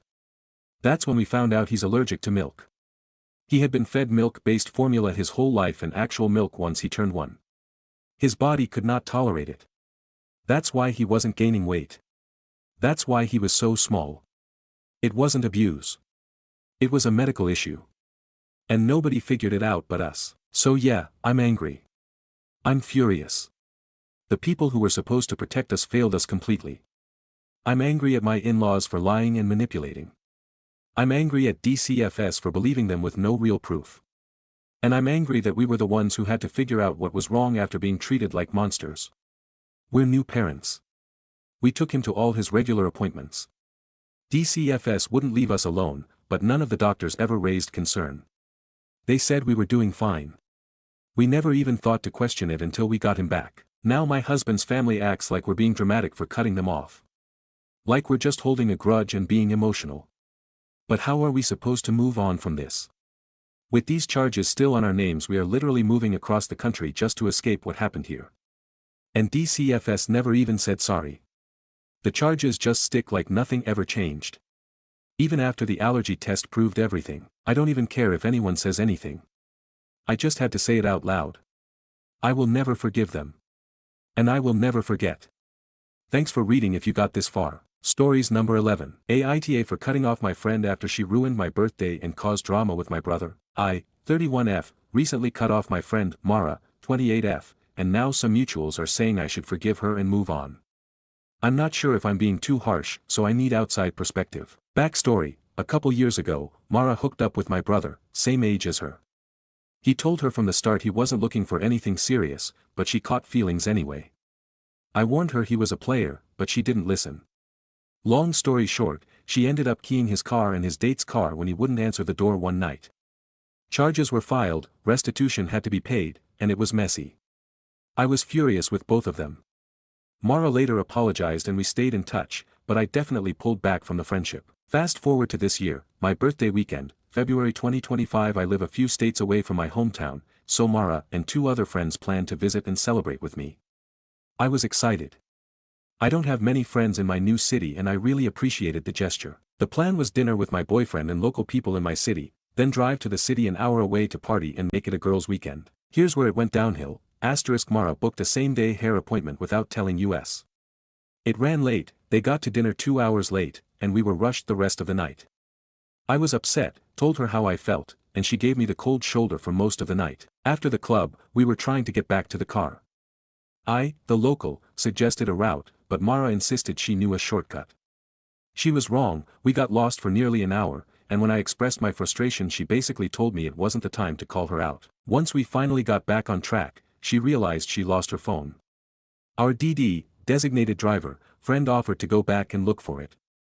But Mara started arguing with her, accusing her of not caring about her, and the drama exploded. She even got out the car at a stoplight, saying we could leave her, then flipped and refused to get back in until we kicked out 2 local girls who were catching a ride with us, because one had her purse stolen and needed help. At one point she opened the car door on the interstate, and our DD had to child lock it. We didn't find her phone until 6 a.m., and after all that, I was so emotionally drained I packed up and went home the next morning. I cried on my birthday and felt completely disrespected. Aftermath: my other 2 friends apologized sincerely. Mara went silent for 2 weeks. When she finally messaged me, it was not a real apology, more like, "You acted like a birthday bridezilla, and you should have been grateful I even came." She said I was ungrateful and that she wouldn't have cared if the roles were reversed. I told her how I felt, but she refused to take accountability. So I ended the conversation and haven't spoken to her since.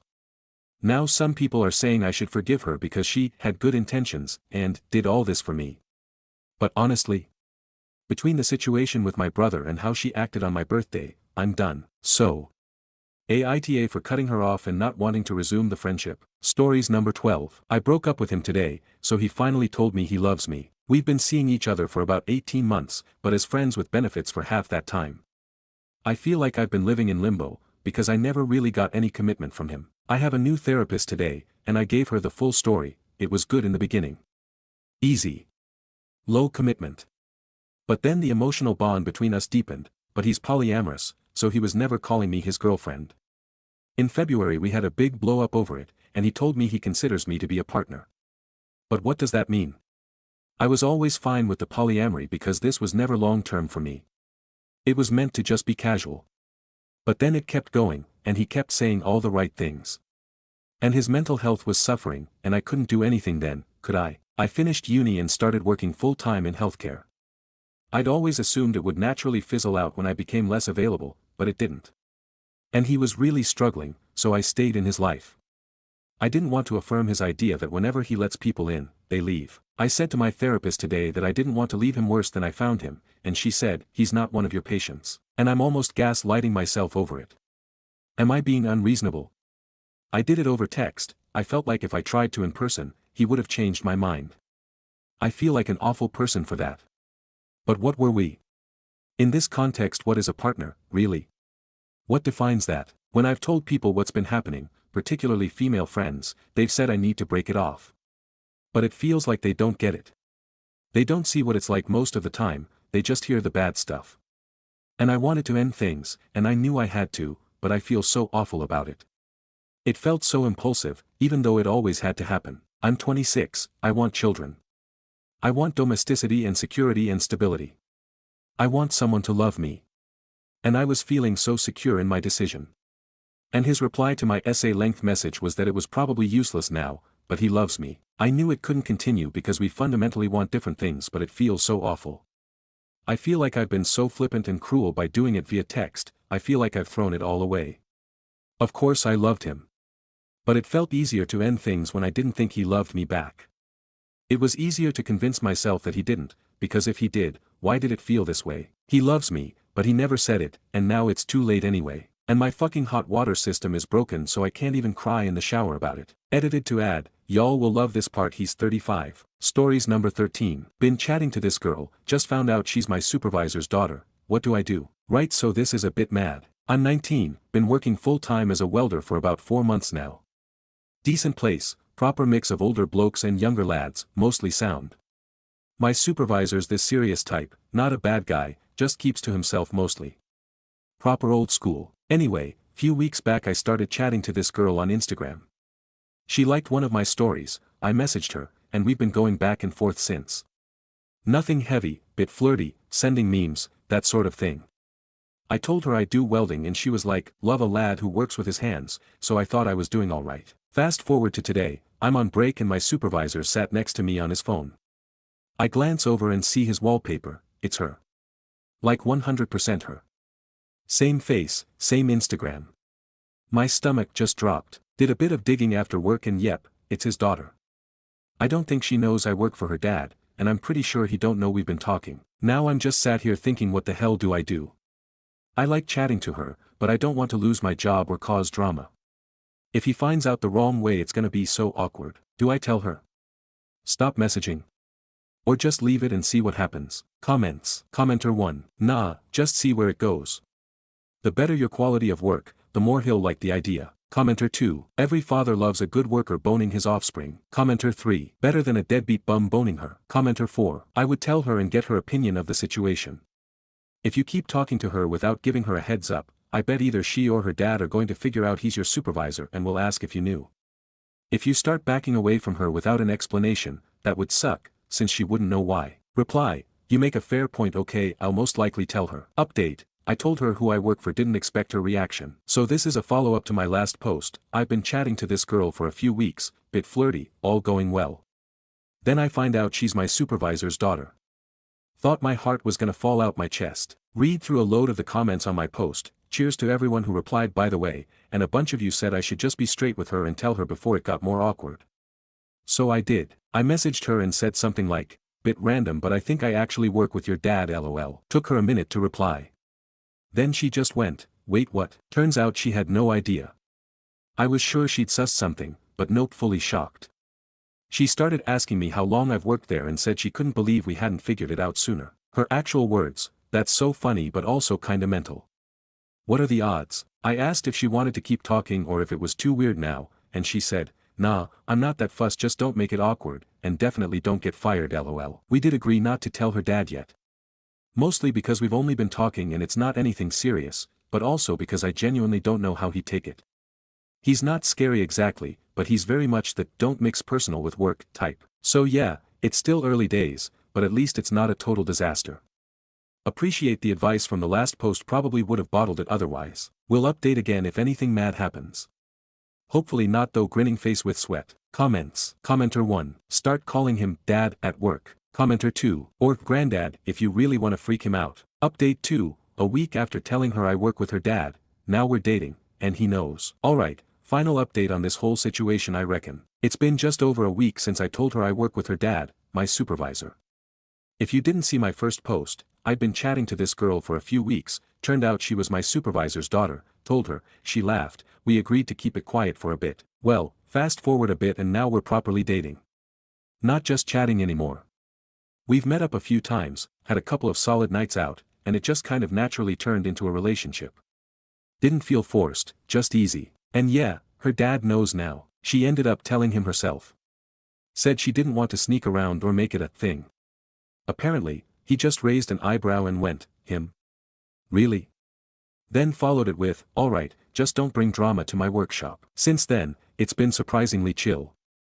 He hasn't said a word to me about it directly, but he's still treating me the same at work, bit of banter, bit of graft, no weird tension or anything. I've been keeping it professional, obviously. So yeah, went from chatting to a random girl on Insta to dating my supervisor's daughter in about 3 weeks.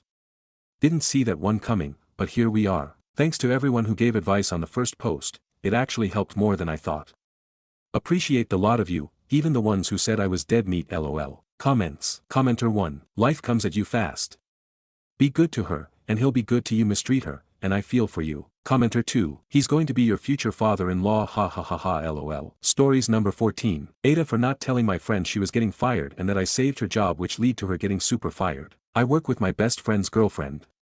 Her and I are friendly but not really friends. If it weren't for her relationship with Jeremy I would not be friends with her. I told her about the job in question and even put in a good word for her. She wasn't working out. She tried her best but she had a personality clash with her supervisor. She was still in the 90-day probationary period, so she was going to be terminated with no notice. That's life really. We regularly hire a bunch of people and keep the good ones and dismiss the ones that can't cut it or aren't a good fit. We actually were getting rid of over a dozen people that day. I know that her and Jeremy aren't doing well financially, so I stepped in and volunteered to take her on my team. It was a lateral move for her. I didn't really need her, but my boss gives me a lot of freedom in my department. I didn't want to freak you out, so I never told her she was not working out well on her team. To say the least, I can understand why she didn't work out. She is great at her job, and a hard worker, but God almighty, she has a terrible job site personality. She rubs everyone the wrong way. Including my supervisor. He actually questioned my decision to transfer her to my team. I couldn't protect her from herself. Originally she was just being terminated and that was it. She would have been free to reapply to the company. Now she is on the NERF list. Not eligible for rehire. She really thought the reason I got her to my team was because we needed her help. She alienated everyone. Again, she is good at the job and incredibly dedicated, she just is a shitty person to work with and she brings down morale. I told Jeremy what happened and he said he understood. But she is pissed. She said that if I had told her that she was on the chopping block she would have behaved differently. She said it's kind of my fault for not warning her. I don't know. I feel badly for her, but she kind of dug her own grave. Stories number 15. Wibta if I, F28, told my husband, M28, his sleep boundaries went out the window when he had our son. Husband, we will call Brad, and I have been together 2.5 years. Had our son in January. Things have been pretty great, but this had me feeling kind of annoyed. Brad is diagnosed with autism and ADHD, which can make communication between us challenging at times, but we do our best. We live in Europe, not US. Since Brad has ADHD, he only works at 50%, the other half is covered by a health insurance here on a temporary basis, and every few months he has to keep applying for more. It is stressful, as we wait for him to hopefully get on a permanent coverage. Since this is so up in the air, instead of me taking a full year of mat leave, he took a majority of the days in case his temp health insurance is denied for some reason, then he can keep his work schedule at 50% and still get paid on the days he has off, which means I went back to work part-time. I WFH as a private teacher. I choose my hours, since my students usually live in different countries. I chose some in the afternoon when Brad is home with our son, and at nights, when my students would be awake and Brad is also home. I only have one student in the evening, 23 to 23:30 twice a week. Editor's note, to clarify, OOP said she teaches ESL to students in Asia, so that is why the time is the way it is. Fun fact, I actually do the same thing. This is to help with some income, and we discussed this before I went back to work. He had asked no students past midnight. So if baby is having issues sleeping, he can take care of him and hopefully get him to sleep. Well, Brad got back on a schedule where he wants to go to bed at 2300 hours, every night. We try to, but with a baby, sometimes, it just does not happen. Baby sometimes will stay asleep when I put him to bed, I nurse him to sleep, and sometimes he wakes up screaming. Well, last night I told Brad I had my student at 2300 hours, and I would try to have baby sleeping by then. He asked me, what is your plan if baby wakes up? My bedtime is 2300 hours, so hopefully you have thought of something. I said, well, hopefully he stays asleep. If not, you will just have to take care of him, or put him on his play mat and entertain him. He resolutely said, bedtime is 2300 hours, and I will go to bed. Come 2300 hours, baby is in bed, and Brad is just getting out of the shower. I guess he woke up moments after I started with my student, as when I came out of the office, he was walking around with baby. I took him, nursed him back to sleep and went to bed also shortly after 23:30. This morning, he was a bit annoyed with me. When I tried to hug him goodbye as he was leaving to work, he did not hug me back. We always do this before he leaves, so I said, are you upset with me still? He replied, yes, you crossed my boundary. My bedtime is 2300 hours. We discussed this. I go to bed, and anything past that is your problem to solve if baby wakes up. He left for work, and I was just thinking, what? I feel I need to have some discussion with Brad about this, but Wibta if I told him he has no more boundaries with his sleep and he is being ridiculous. Some of comments. Commenter, ESH for not sorting this out before there was a baby. Reply, we did no students past midnight, and only when he is home. It was only recently he decided he wanted to go to bed at 2300 hours, and he knew my potential work schedule weeks before I even went back to work. Previously, bedtime for us was between 23:30, midnight. He also does get his 8+ hours of sleep almost every night. Commenter, NTA, your husband is being ridiculous. He is a father, he should act like it. Babies wake up in the night, it's not fair to expect you to take care of it all by yourself, while he peacefully sleeps every night. He is a parent, he needs to parent his child. Reply, what my mother said. If it means he has to walk around with baby to calm him, he just has to. My schedule is not a surprise either. It was something we discussed weeks before I even went back. Commenter, not to mention the fact that you're having to return to work early after pregnancy because of the financial issues caused by him only working part-time. Reply, well, the thing is in our country in Europe, he is technically employed full-time, but due to his disabilities, he only works 50% and the other 50% is covered by a health insurance here. Yes, his work knows. All of it is legal.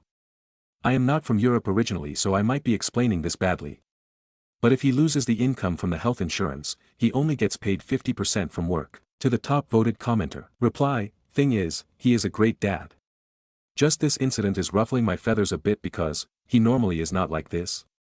And he almost always gets his 8+ hours of uninterrupted sleep.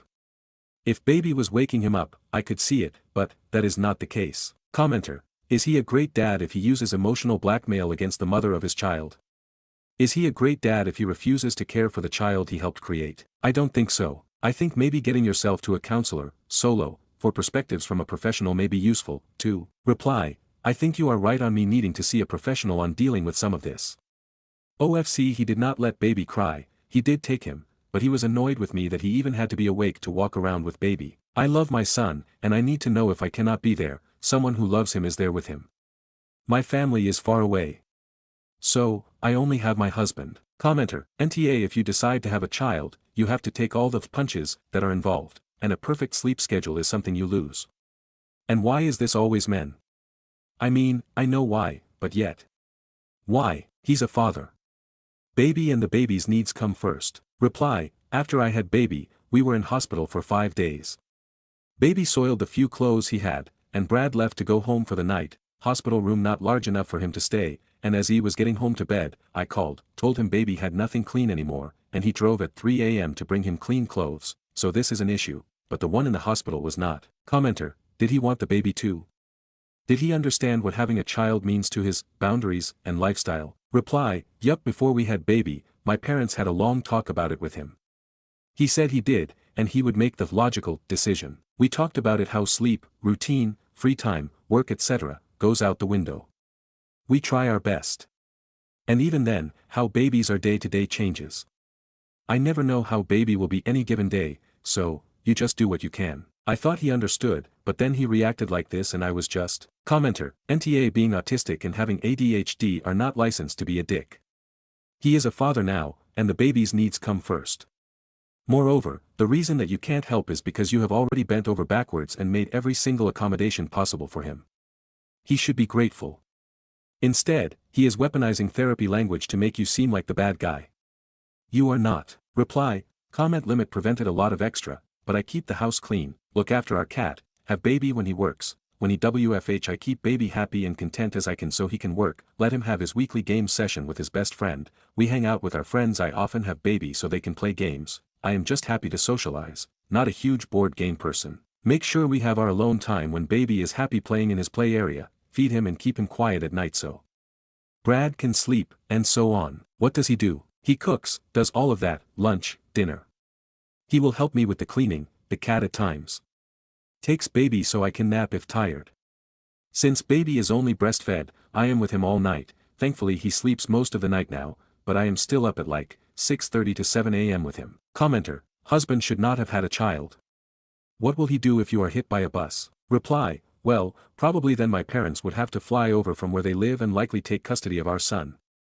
Husband's parents are too old and in poor health. Mine are not. I explains, if I died, or was hospitalized, I know he would try his best with baby, but in the long term, it would be a disaster. He would probably move near his sisters and parents with baby. Or my parents would step up a lot. Update post. So, he came home. And we had a long talk, about how his words can be easily misunderstood, especially if he does not clarify to me, or I ask him to. How a baby equals no boundary with sleep. We do our best, all we can do. We need to spend more time as a family, together. I explained how to a neurotypical person, his words and actions hurt, even if that is not his intent. That baby is the priority always, even our mental health. We only have each other, and even though I can sympathize with the mental health, you just have to push past it. I am doing all I can, and if you need help, ask for it. He is willing to get extra support at the neuropsych where we live beyond what he has. He is medicated and getting all the help he can, and will seek ways to cope. I made it clear that no way was his reaction okay, and it cannot happen again for baby's sake. He seemed to understand. As some of you suggested him getting extra support for his ODHD, he will. I will ask also for some counseling how to communicate better myself to him. Around the house, he will spend less time alone. More with us. Free time happens after or when baby sleeps. Not before. Games can be played in the living room where we are together. Also, my mother offered to be on call if she has the time so if husband is alone with baby, she can video chat with baby, which he likes. I talk with her on video almost every day, and sometimes it can snap baby into a better mood when he sees his Grammy. And yes, we live in Sweden. So we get 480 days between us and we can share trade so, I can get some days back if it comes to it. I was never forced to give my days, it was my choice due to what was happening at the time. He only works 50% because that is what he feels he can do without burning himself out. He has other health issues, diabetic, EDS, that make him more exhausted. His job pays pretty well, but on just half his wage is not enough. If he gets permanent health insurance, it could take a few years. We hope. I am with him because when I met him he was under less pressure. He is fully capable, had a job, cleaned his apartment, has a social life. I think the stress of having the health insurance and our son sometimes just, being a baby got to him. Prior to this, he has been a good husband, father, considerate. I am not stupid. I was in an abusive relationship prior. My parents love him. Just not his behavior at times like now. He messed up. With his words. He has acknowledged that. Some of you thought it might be a deeper issue, but no. I asked and he just said he was upset because to him I was working at a time he did not agree to, but I had to remind him wanting to go to bed at 2300 hours was recent, as in back in May, when I started to go back to work. He just is stressed, from work, baby, and just day-to-day things. He apologized for how he rejected my hug by standing there, he was annoyed, why he did not reciprocate, and how he worded things last night and this morning. I promised no students past 23:30. He said OFC he would never let our son just cry if he was going to bed, I had student, and baby was awake. Will it stick? We just take one day at a time.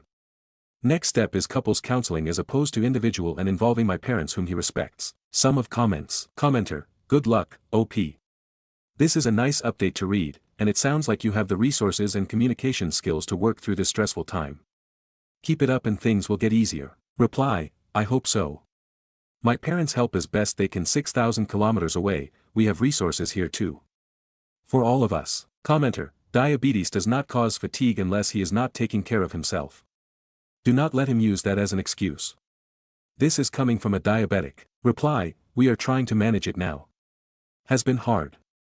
Have a dietitian, going swimming X1 a week all three of us. Commenter, thank you for giving your husband grace. I also have ADHD and the sleepless nights were awful for me. I was UNX at the time and really struggled with lack of sleep, I still do, and my husband did the bulk of the night shifts and I will be eternally grateful for that. I think being bluntly honest with him is good. If he's exhausted, and which new parent isn't, and burned out, then it's going to be harder for him to regulate himself. I'm not excusing his actions at all, but I just wanted to show my appreciation for you are handling his disabilities. I wish you all the best. Reply, he has his own office space. Baby's routine usually means he falls asleep at 8. After 8? Free time. Commenter, do not frame it like this. Remember, the whole post started because of a rigid time mindset.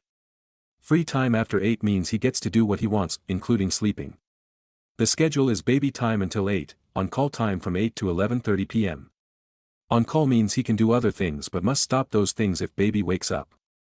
Then 11:30 is sleep time. Reply, yeah that sounds pretty good way to look at it, thanks. Stories number 16. AIO for kicking my aunt out of my house after she flirted with my boyfriend at my 17th birthday party. So I, 17F, had my birthday party last weekend.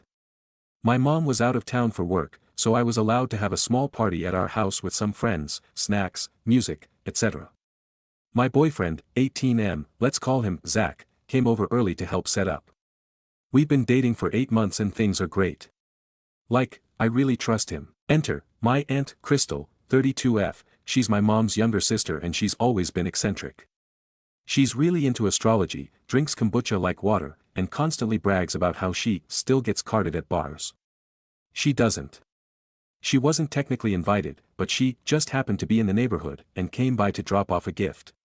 I wasn't going to be rude, so I let her stay for a bit. That's when things started getting weird. First, she says to Zach, "Oh wow, your jawline is doing some serious damage.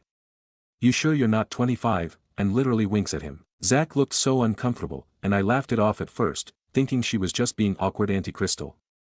But it got worse.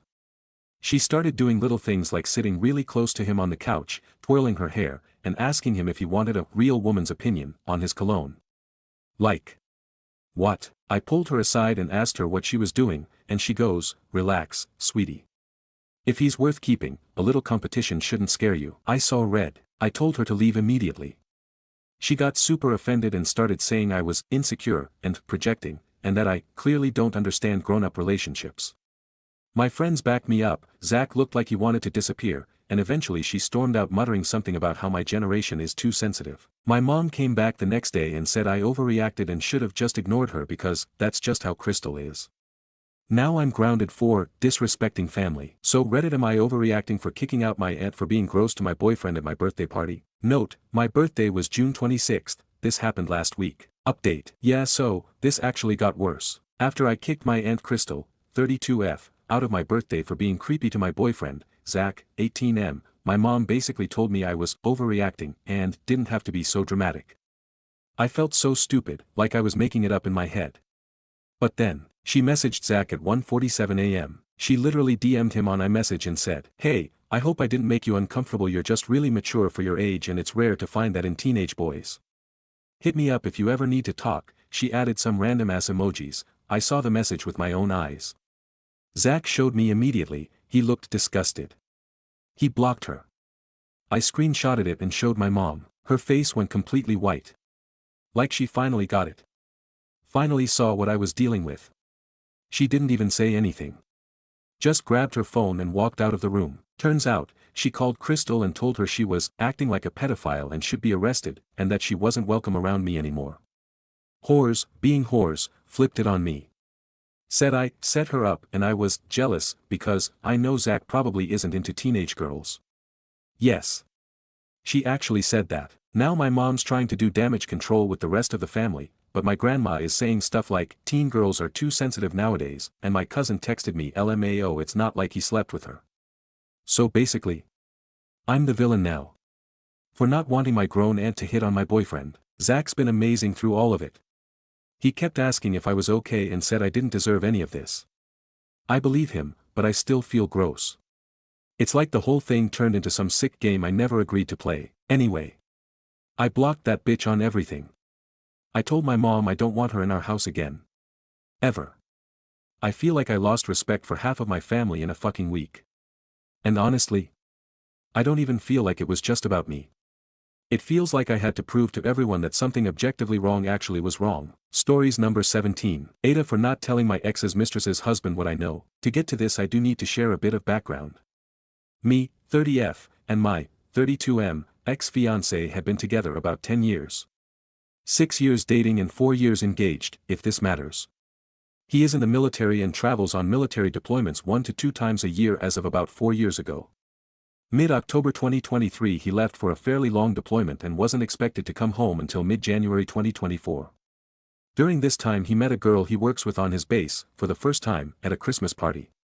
He never told me about the meeting until one night while he was home he randomly mentioned that he needed to tell me something but wasn't sure how I would react. He explained that they met for the first time at a Christmas party and how she was depressed about her weight and relationship. They became friends and they would walk the running track and talk about her relationship and he would talk about ours and they became friends. He pushed the friendship part a bit much but said she was married and how it would be nice for us to have more couple friends and how she wants to meet me and he wanted to get to know her husband. So at this point I truly believed it. We made plans to meet out for dinner and go to a bar after for drinks and games. Everything seemed great, no awkward tension and I just felt I would be able to tell if something was more than just friendship. We continued to have some hangouts and even had them over to dinner at our home. I became friends with her on FB and we would talk here and there. Fast forward to June 2024, a few days after my birthday I was at work, I work overnights, I randomly get a friend request from her husband around 1 to 2 a.m. and accepted it. Immediately following was a message that I still remember quite like it was yesterday. Your scumbag was cheating with my scumbag. My heart sank and I questioned it for a bit. But he said he had gone through her phone and found messages back and forth between them that confirmed it all. I spiraled, tried blowing up my fiancé's phone but knew he was asleep. The husband said he kicked her out and I spiraled even more thinking she would go to my house. So I watched the cameras we had outside for hours. I timed it perfectly for when his alarm was set to go off to call him and try to confront him before he had time to try and make up a story. He confirmed it and my life got flipped upside down. I'll spare you the in-between. Fast forward to October 2024 to January 2025. Another long deployment. We aren't together but he had been begging to try again. Trying to do some work on himself but not wanting to let go. Opening up and having conversations I begged to have while we were in a relationship. So I was there for him to talk to and be a friend. I knew there would be some crossover of the coworker and him during the deployment but he was adamant he wanted nothing to do with her anymore. When he came home he was very depressed and I was scared he was actually going to hurt himself. So I became his comfort and safe place. He didn't want to be alone much so he slept on my couch for weeks. He finally opened up to me about what was causing the depression. He had in fact met up with the coworker and they slept together multiple times. He explained that the first time they cheated they came up with a cover story together that if they were to get caught they would tell myself and the husband they only kissed once. But the truth was they had kissed more than that and had shared nudes. It became their own little fantasy world. She told him she would leave her husband for him and he would leave me for her. They talked all the time and she would complain about her sex life with her husband to him and that's what started the photos and dirty talk. But then told him she wasn't planning on leaving her husband and that she wanted to work it out with him. This second time was the first physical encounters they had. Which again started with her telling him about how she missed him and wanted to leave her husband for him. He said he fell for it and I do believe some of it due to what a manipulative CNT she was. Towards the end of the deployment she kinda ghosted him. Now back to the title of this post. I know everything that has happened but her husband still doesn't know about the lies from the first time and has no clue about the second time with her physically cheating. I still have him as a friend on Facebook and he seems happy. Should I tell him everything I know or let it be? This has been eating me up for months. Please help. Stories number 18. Aita for wanting to go back home because his mom won't acknowledge me as his wife. Okay. So. I really don't know where to start, but this has been messing with my head for weeks now. I've been married to my husband for almost a year. We didn't have a big wedding or anything, just a small courthouse thing and a dinner with my family after. His mom didn't even come. She said she had a prior engagement. Whatever. Anyway, we recently moved into a duplex near his mom's house 'cause she said she'd help out when we have kids soon. That was the first mistake. From day one, she never called me her son's wife. Not once. She calls me the girl or that girl he brought home. I've literally heard her say to her friends, he's just going through a phase. A phase? Ma'am, we filed taxes together. This isn't a crush. I try to be respectful. I bring her food. I invite her over. I even bought her this sweater she kept pointing at during one of her shopping trips. She looked at it and said, I don't wear cheap stuff like this. I wanted to crawl under the floor. But the thing that really pushed me? Last weekend. We were all at a family dinner. She introduced my husband, his cousins, even her neighbor's dog but not me. I was sitting right there. At her damn table.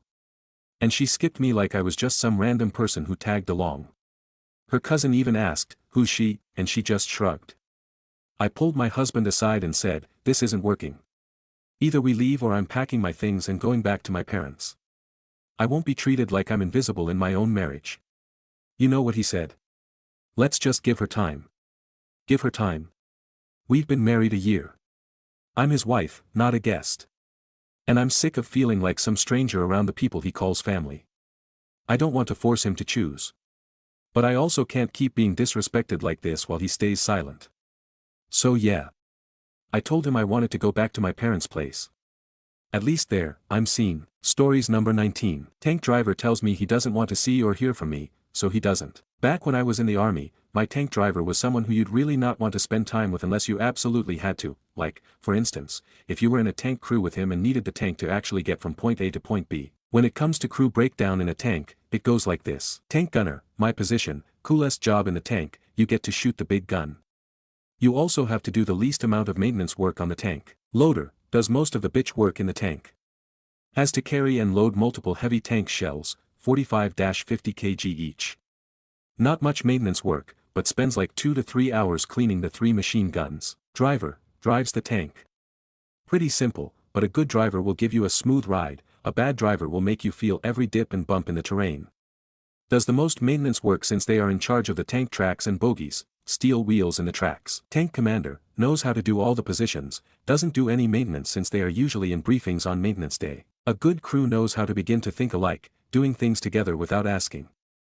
It helps that you sleep together in the tank, so you all get to know each other pretty intimately, nothing like pissing in a water bottle to remove any shyness between crew members. When it comes to maintenance, you can either have all the gunners from the platoon get together and work on all the platoon's tanks together, same with drivers gunners, or each crew can do their own tank.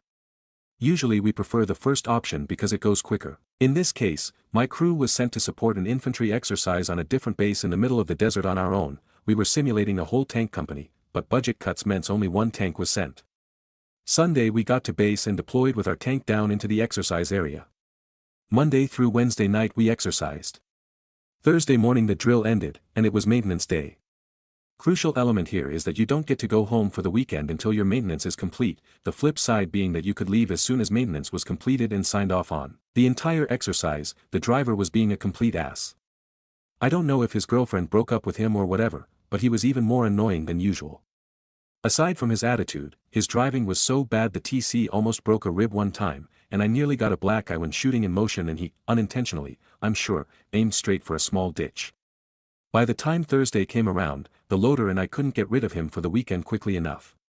But alas, first, maintenance beckoned. One of the tasks the gunner has to do is clean the cannon with an oiled cleaning rod. This is a 3-man job, loader in the tank and 2 people clean it from the outside. It can't be done by one person no matter how strong they are. I asked the driver to help me since the loader was inside the tank. The driver angrily told me he didn't want to hear from me or speak to me. No worries. I found somebody to give me a hand for a few minutes and we got the job done. I completed the rest of my maintenance work pretty quickly, like I said, not much, actually, with the help of the loader, and then I gave him a hand cleaning the machine guns. The 2 of us were done before lunchtime, just waiting for the TC to sign off on our work so we could start our weekend early. Driver, on the other hand, realized that he didn't have any other drivers to help him maintain the tracks, tension, tightening bolts, greasing ports, etc., and he had told us to F off. He was still working on the tank when it got dark and was told to stop for safety reasons. He had to continue the job on Friday morning and missed out on a day of leave. I wanna say that his attitude changed on Sunday when we got back to base, but you know it didn't. Thankfully after about 2 more months of his nonsense he was transferred out. I have no idea where he is today.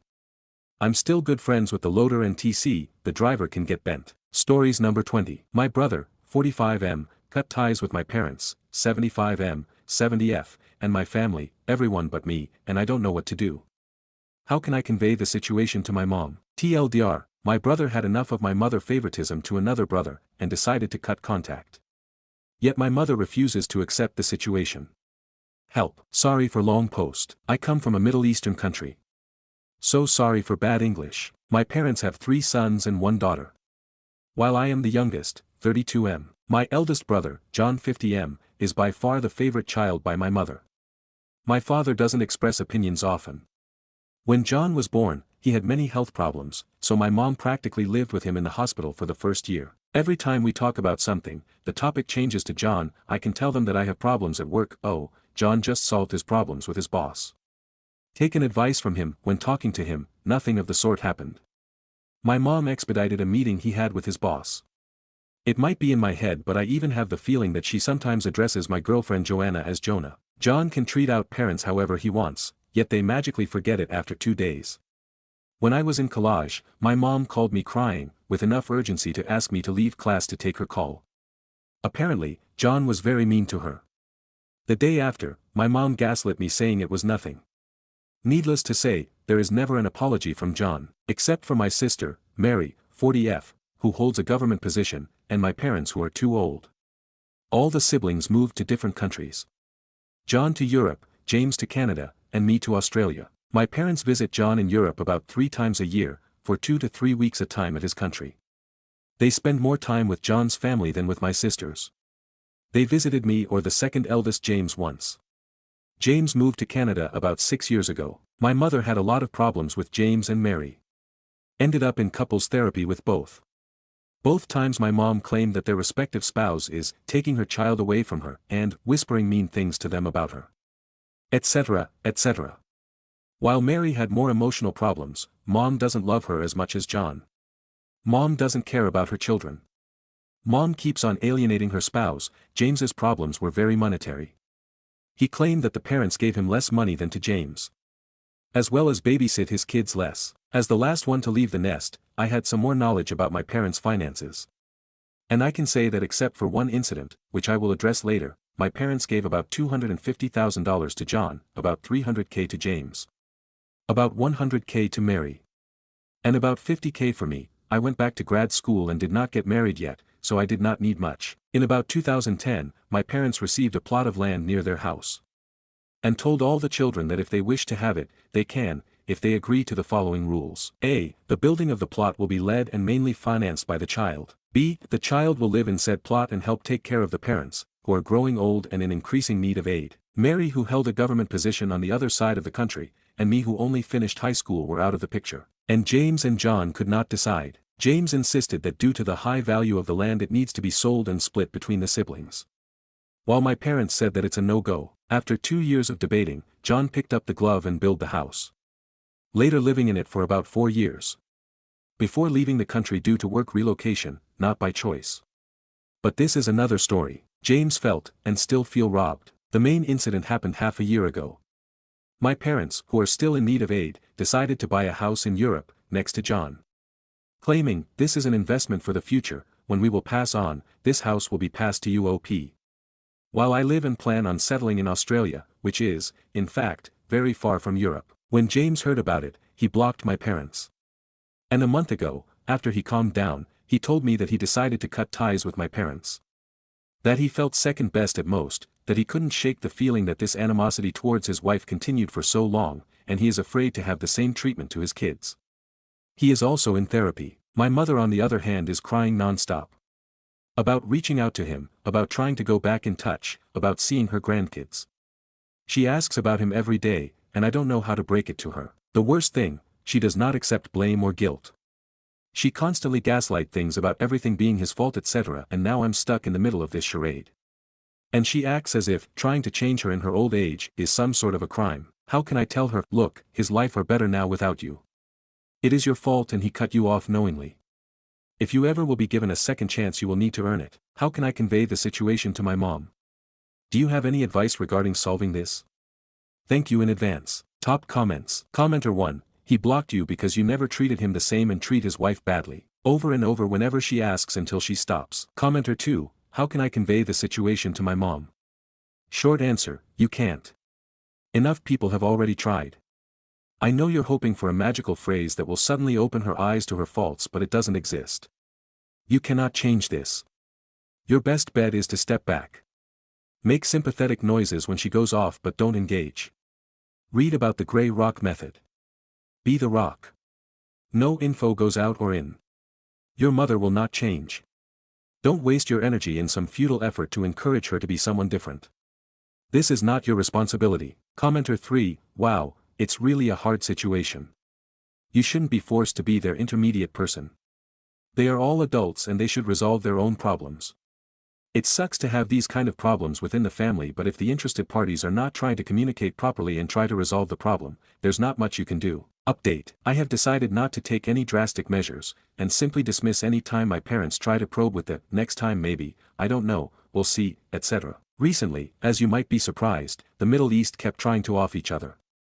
And I felt like this was the first time James tried to probe about the family. They are all safe thankfully. My mom keeps writing letters to James and sending it via email.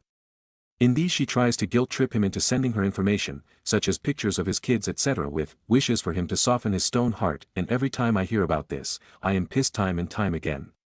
She keeps them all about herself, and there is so little if any care for him, how he is doing, and what happened between them. After the last time she sent me one I was pissed out loud and told her off, saying that if she keeps sending it to him, he will block her email as well, something his friend slipped out, he does read them, at least until 6 months ago.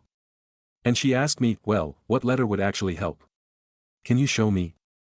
I immediately thought, this might be a golden opportunity to let her see herself from the outside, and might be the only one in sight. So I agreed with one condition, that she would never send it. If she decides that she likes it, she would have to write something herself, in her own words, and her own interpretation. She was pissed, how dare I claim she might do such a thing? Such blatant plagiarism etc. etc. She might have said more but I could care less lol, and its not as if she would do such thing would she. So after working with a friend, who is married to a Skyrim character, love you Shargak, may you have a lovely bunch of Orcish humanoids in your future, we wrote the letter. James, I wanted to apologize, for everything. The image of our conversations hurting you for all these years is so painful, in addition to the idea that you feel the need to protect yourself from us, your own parents.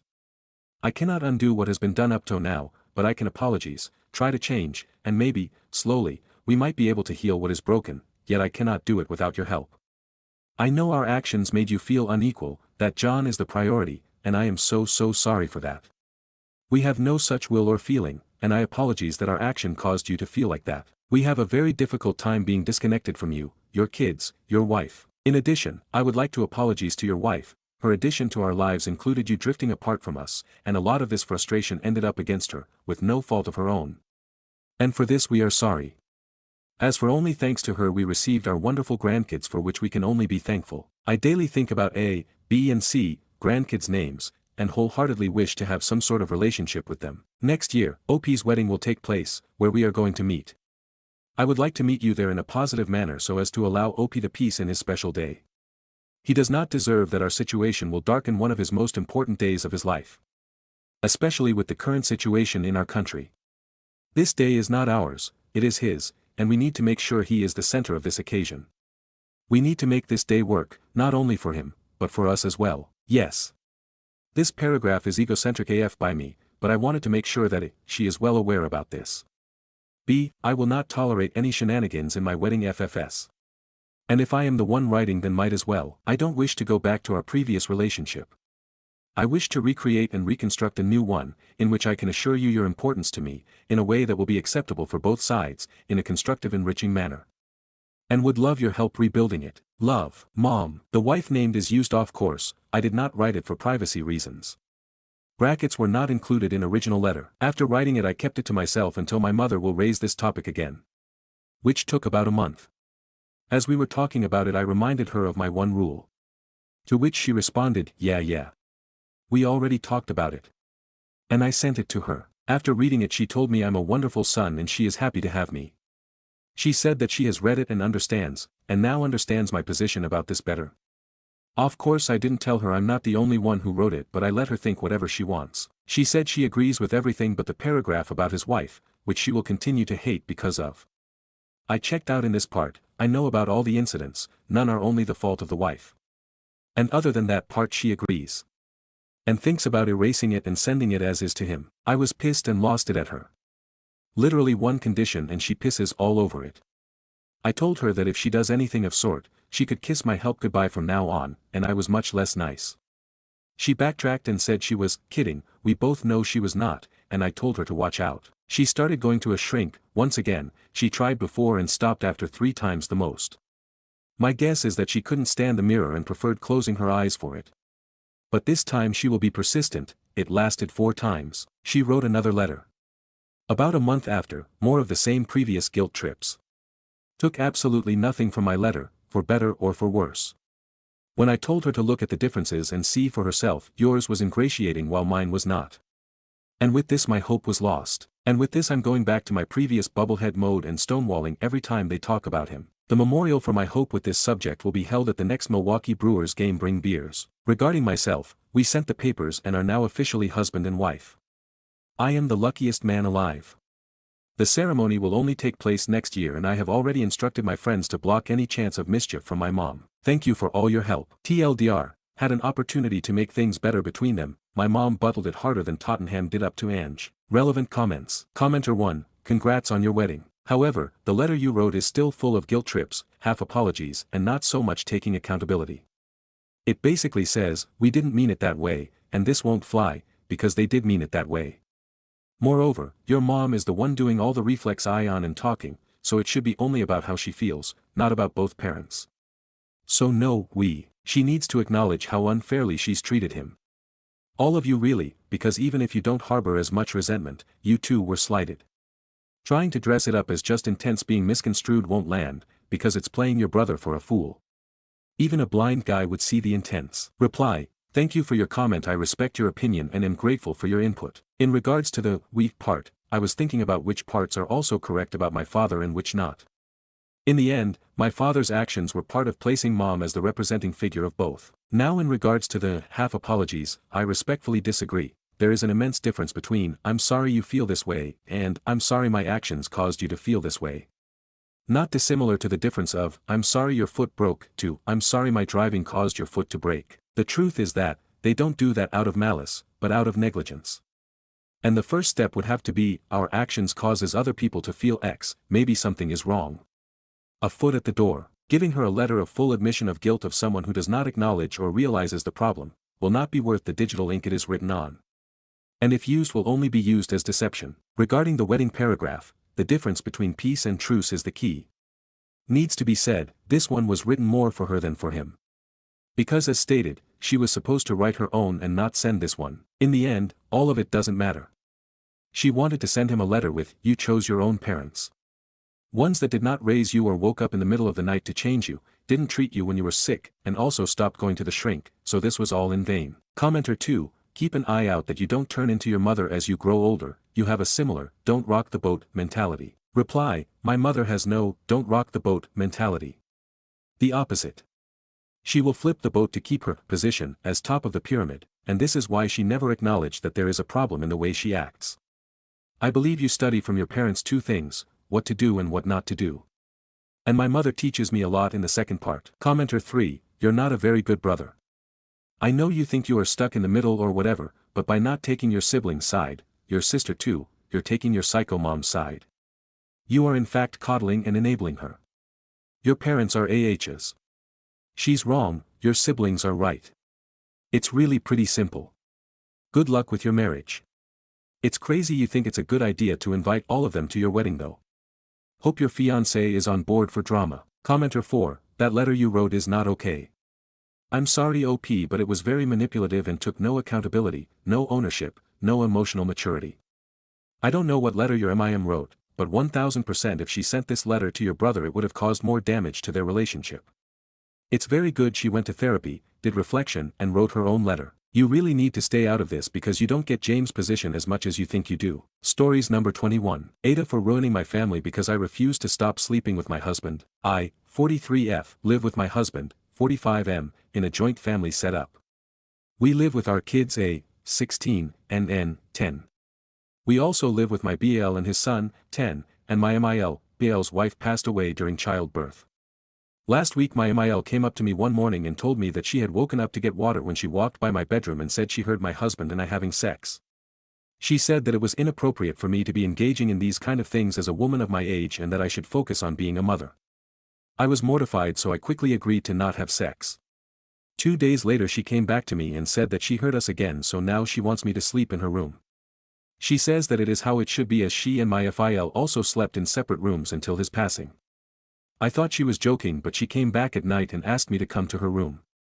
It was 1 a.m. and she was starting to yell, so I agreed to go despite my husband protesting. The next morning I was in the kitchen when my husband came in.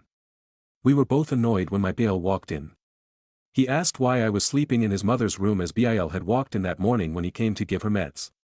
I was a little hesitant, but my husband told him we were engaging in marital relations, but tried telling it to him through subtle hints. My BL was a bit confused and wanted clarification when my MIL walked in. My BAL asked her and she said that it was because we were being dirty. I was angry and told her it was normal when she started going off about how we were immature, and she ended up calling me a whore, in our language. I was furious, and before I could say anything my husband stepped in and started telling his mother to calm down. But this is when his brother stepped in and he agreed that a woman like me who is a mother should not be lusting over a span, lost it and went off and told him that he was just being crazy. BAL tried saying that his wife and him never did things like this and the only reason they ever did it was to have a child. He said that if she were alive they would also keep their distance. This is when my husband snapped and told him that he was the reason his wife died. Now a little context is that my BAL's wife was pregnant 4 times before having their son, but at all those times BAL made her abort until she had the son. But due to this she was too weak and passed away. BAL was extremely hurt and left the room. My MIL said that it was all my fault and she told my husband that he was a shameless man and a bad father. My husband and I are thinking of moving out. We aren't sure how to tell our kids this. My BAL's wife's parents called us as BL moved there and they're saying we are the AHs for being vulgar and it was not okay for us to be doing this. They think that we are the AHs for snapping at my BIL and accusing him of those things. They also say we're the AHs for not listening to MIL. My parents and brother think that it is healthy for us and they are saying that MIL and BIL are the AHs for interfering in our marriage. So Aita. Edit. I am from India, so it is very normal for us to live in joint families. My husband and I did think of moving out when my daughter was born, but after my BL's wife passed my MIL wanted help with my nephew. I love him as my son, so I was fine with living there. He gets along great with our kids as well. Stories number 22. Aita for not taking my son's friend who is our neighbor to events and activities because he's not potty trained. TLDR, one of the kids in our neighborhood friend group is 9 and still needs an adult to wipe him after he poops. I don't think that's my responsibility, so I don't include him in activities that take us far from his mom. Other parents apparently have been wiping him, and now I'm being talked about for excluding him.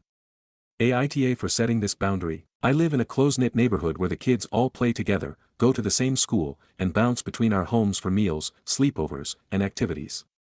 It's a great dynamic most of the time. One of the boys, M9, in the group still requires his mother to wipe him after using the bathroom. Again, he's 9. I'm not here to judge his development, but I am saying this, that is not my responsibility, and I didn't think it needed to be said out loud. The kid avoids using the restroom away from home entirely. He's held it through school days, playdates, even had accidents trying to get back home. If he's at my place and has to go, he just leaves. I'm pretty active. I take the kids hiking, camping, geocaching, to hot springs, beaches, golf courses, all-day stuff, far from home. I don't invite this boy on those kinds of outings because, frankly, I don't want to be out in the middle of nowhere and have to wipe a 9-year-old kid's butt. I don't think that's a normal expectation to place on anyone outside of his parents. Recently, another parent vented that they had been wiping this kid, which shocked me. Then I hear that people are saying I've been excluding him, and yeah, I have, from situations where it's absolutely unreasonable to expect me to step in for that kind of care. So, Aita for not including him in certain activities because I refuse to take on what I consider to be an inappropriate responsibility. Stories number 23. Friend asked if I could babysit their newborn. My friend, 23, and his girlfriend, 21, are having a child. He is like a brother to me and they have made me the godmother. The baby is not even here yet and he asked if I could babysit his child for July 4th weekend as he is going out of town with his girlfriend and family. The girlfriend is due soon, expected due date June 25th. I told him I'll let him know if I can next week. But I think it's quite strange to go on a trip after just having a baby. I feel like they should take time to establish a routine and bond with their newborn. It's really weird why anyone in his family would even support going on a trip knowing he will have a baby fresh out of the womb. I am not one to speak on someone's parenting, but from the moment he told me he was having a child he didn't take it very seriously and tend to have unrealistic expectations.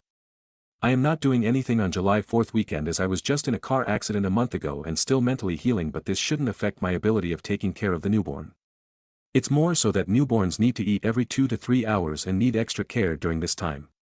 If I say no, I feel like this would deem me as not dependable to babysit in the future. His girlfriend definitely knows. It's shocking that a new mother would be willing to leave her newborn after giving birth, but I don't think she's thinking clearly either. She seems naive and goes with whatever he wants to do in order to satisfy him. I would not be comfortable with doing this if I was her. They both weren't ready from what I have observed. He got her pregnant after only 3 months of knowing her. He constantly vented to me about their relationship problems, and after a while I started to ignore it because he kept pursing her. The relationship seems toxic and they don't understand how much a child affects their daily lives and won't know until the child is here. He also says he lives paycheck to paycheck and the girlfriend doesn't work, but yet he constantly wants to go on trips. It is upsetting when people have babies and they are not emotionally or financially prepared. It affects the child the most in the end. I will be reaching out to my friend to discuss my concerns. I think he is still having a hard time processing that he is going to be a father, and I have told him on multiple occasions that when you're a parent you no longer come first. He has yet to understand this. I can only hope that he starts being more mature once the child arrives. Editor's note: OOP also made the same original post in another sub. I am adding relevant comments from that sub for more context. Relevant comments. Commenter 1, your NTA. Although I am the godmom, I wasn't expecting to babysit so soon. Godmother does not mean on-demand babysitter. Is it typical for people to do this after having a baby? No, it isn't. Mother will still be healing and a weekend away from her brand new baby is probably the last thing she wants. She probably doesn't plan to still go on this trip, doesn't even know you were asked to do that. I am not one to speak on someone's parenting. I'll do it. He sucks and is in for a huge reality check. Reply: it was definitely his idea because this is not the only trip that he planned for this year. He has also planned other trips with our friend group, but I turned them down as 1, he should be focusing on being a dad, and 2, I'd rather save money. I think that once she gives birth she will probably change her mind about going on the trip, but she seems to just go with whatever he says. Commenter 2, NTA: I think they're in for a rude awakening about the responsibility of being a parent. The idea that they'll be fine to travel a week after she delivers is wild. I would certainly say no, but I would also ask them if they've talked to their doctor about traveling separate from a 1-week-old child. Reply: I will be expressing to him my concerns about this because his girlfriend does not need to be on a trip right after birth. He never took the pregnancy serious, and now that she is about to give birth I think he is still having a hard time with accepting that being a father comes first. Has OOP been able to communicate with the girlfriend about her feelings on the trip? Reply: sad part is I don't even communicate with his girlfriend. We never established a friendship. They barely knew each other when she got pregnant. His girlfriend and I do speak when we see each other, but it's nothing more than a hello. I have tried having conversations with her when I see her, but it's mostly small talk, which is why I concluded that we don't communicate. When my friend and I hang out it's also just me, him, and our friend group, so we don't see his girlfriend as much. I was just as shocked when he asked me to be the godmother, because wouldn't she have someone else in mind like a sister or a best friend to be the godmother? Then my friend told me that she knows he wants me to be the godmom and that she is okay with it. I also discovered that sometimes the mom and father each choose their own set of godparents. Update: I recently posted about my friend, 23M, and his girlfriend, 21F, asking me to babysit their newborn who would have been less than a week old while they go out of town for July 4th weekend. I am not sure if many of you recall this, as I have deleted the post in fear that he may see the post, but I thought I would provide you all with an update. He and his girlfriend was in a car wreck on 6/21/2025. This is also the same day I talked to him about my concerns with babysitting the newborn. I did tell him that women need to heal after giving birth, and what if the baby comes earlier or later than the expected due date of 6/25/2025. He told me his girlfriend said she will be good and they didn't think it will be an issue going on the trip. Shortly after that phone call they got into a wreck. My friend lost control of the vehicle while driving on the highway and hit into the barrier. No other vehicles were involved. Thankfully they are okay and the girlfriend had an early labor. She gave birth to a healthy baby girl on 6/23/2025, born 2 days early. When I said the baby could come earlier, I did not mean it in this way, but thank goodness they are all okay. It's safe to say they will not be going on the trip anymore. My friend was driving his brother's car and the brother did not have car insurance, so my friend has to pay out of pocket to pay for repairs. Although this may cause a financial strain and may be very stressful since they also have to deal with a newborn, it could have been way worse. It's crazy how life could change in a matter of seconds. Relevant top comments. Is OOP's friend likely to have a substance abuse problem that could have affected his decisions or actions? Reply, no, at least not that I know of. He's just one of those people that don't think about the long-term effects of his actions. He is a good guy but just needs to make better decisions, and I try to encourage him to do better, but there's so much I can do. Commenter 1, wow. What idiots think it is okay or even possible to leave a newborn with a babysitter in the first weeks? That's insane, and it shows they have not been reading up very well about newborn care. I hope they will do a bit more research and learning about caring for a newborn. This also should have been a hard no from UOP. Good to hear they are okay, and hope they will grow as parents in the future. Commenter 2, tell me you're a pregnant first-time parent without telling me you're a pregnant first-time parent. A week postpartum? Yeah, I will be fine going on a vacation, baby will come exactly on time, please watch my newborn, OOF. Commenter 3, please keep an eye out for this baby and potential neglect mistreatment. These people sound like absolutely idiots. Clearly too young and immature to go through with parenthood. Commenter 4, all I can say is that if anyone had left their newborn kid with me so they could go on getaway, I would have called Child Protective Services the second they were gone. I don't care if the friendship is lost over it. I would continue to foster that baby if allowed. By no way would I ever let such selfish people near that baby. Stories number 24. AIO for refusing to give up my seat at a family dinner to my cousin's boyfriend. We had a big family dinner this weekend, like 20 plus people. Seating was kind of tight, but everyone had a spot.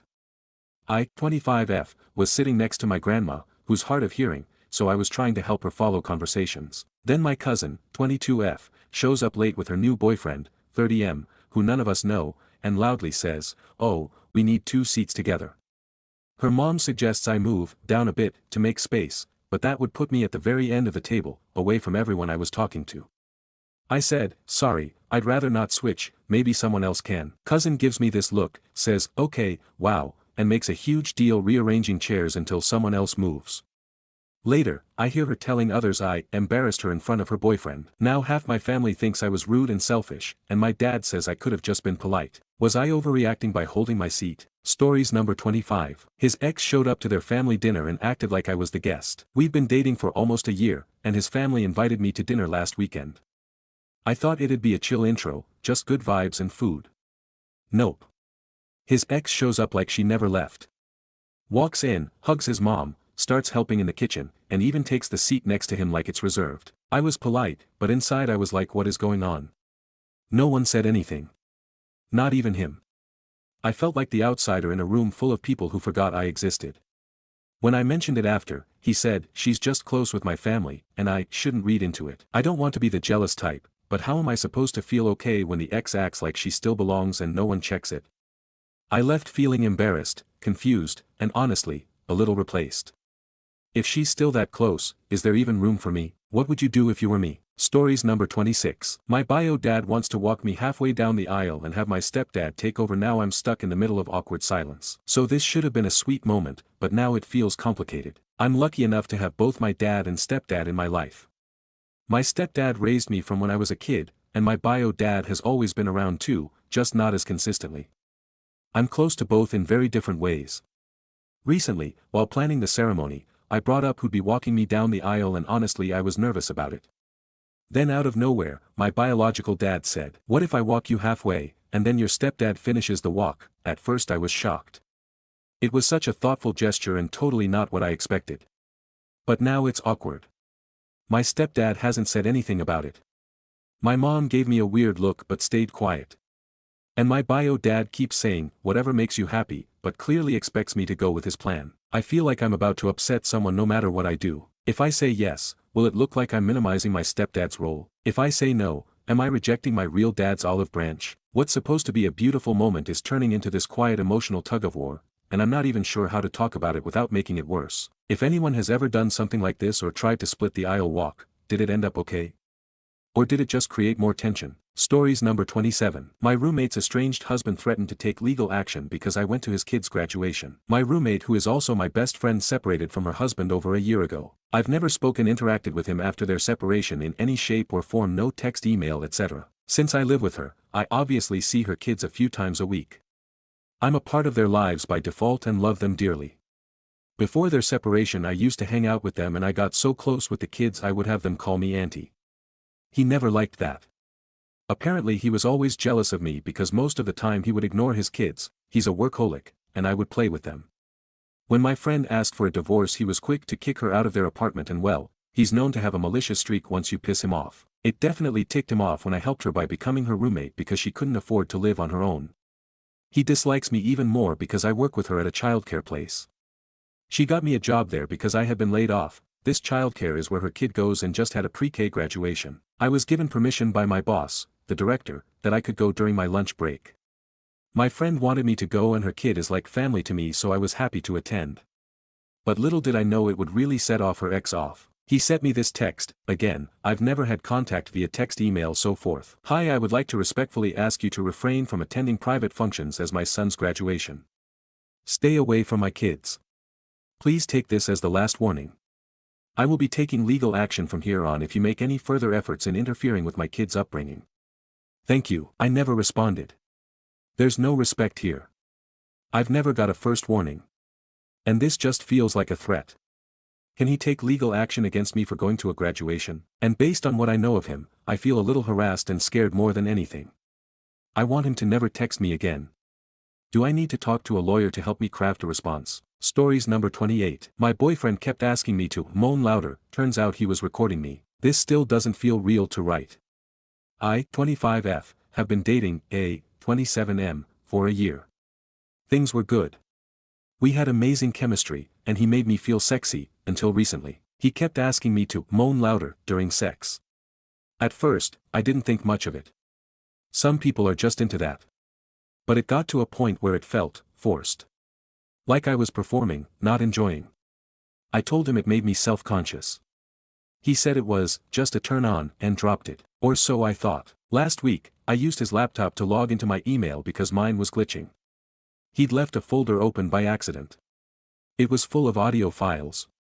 Literally labeled by date. When I clicked one, it was me. Moaning. Saying his name. Our sex. Recorded. Without my consent. I confronted him immediately.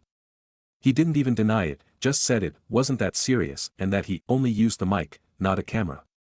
Like that made it better. He also admitted he shared a few clips with his friends in a group chat as a joke. I dumped him on the spot, blocked him, and filed a report. His friends tried texting me to chill and that he's going through it. Good, I hope he rots. I feel violated in a way I can't even describe. Stories number 29. My wife and her parents own a restaurant.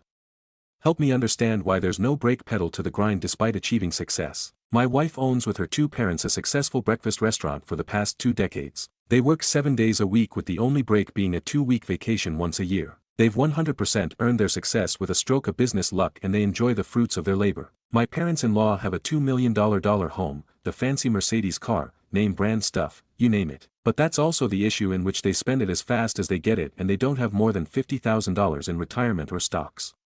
The restaurant serves that purpose, but they still work 7 days a week. My wife and her parents are the cooks, managers, finance of it all, the only employees, ring servers, dishwashers. My wife is allocated $10,000 and since meeting me, has learned the value of investments and has been able to get a healthy nest egg at the age of 30. I myself have NW of 7 figures and earn $10,000 a month with the military.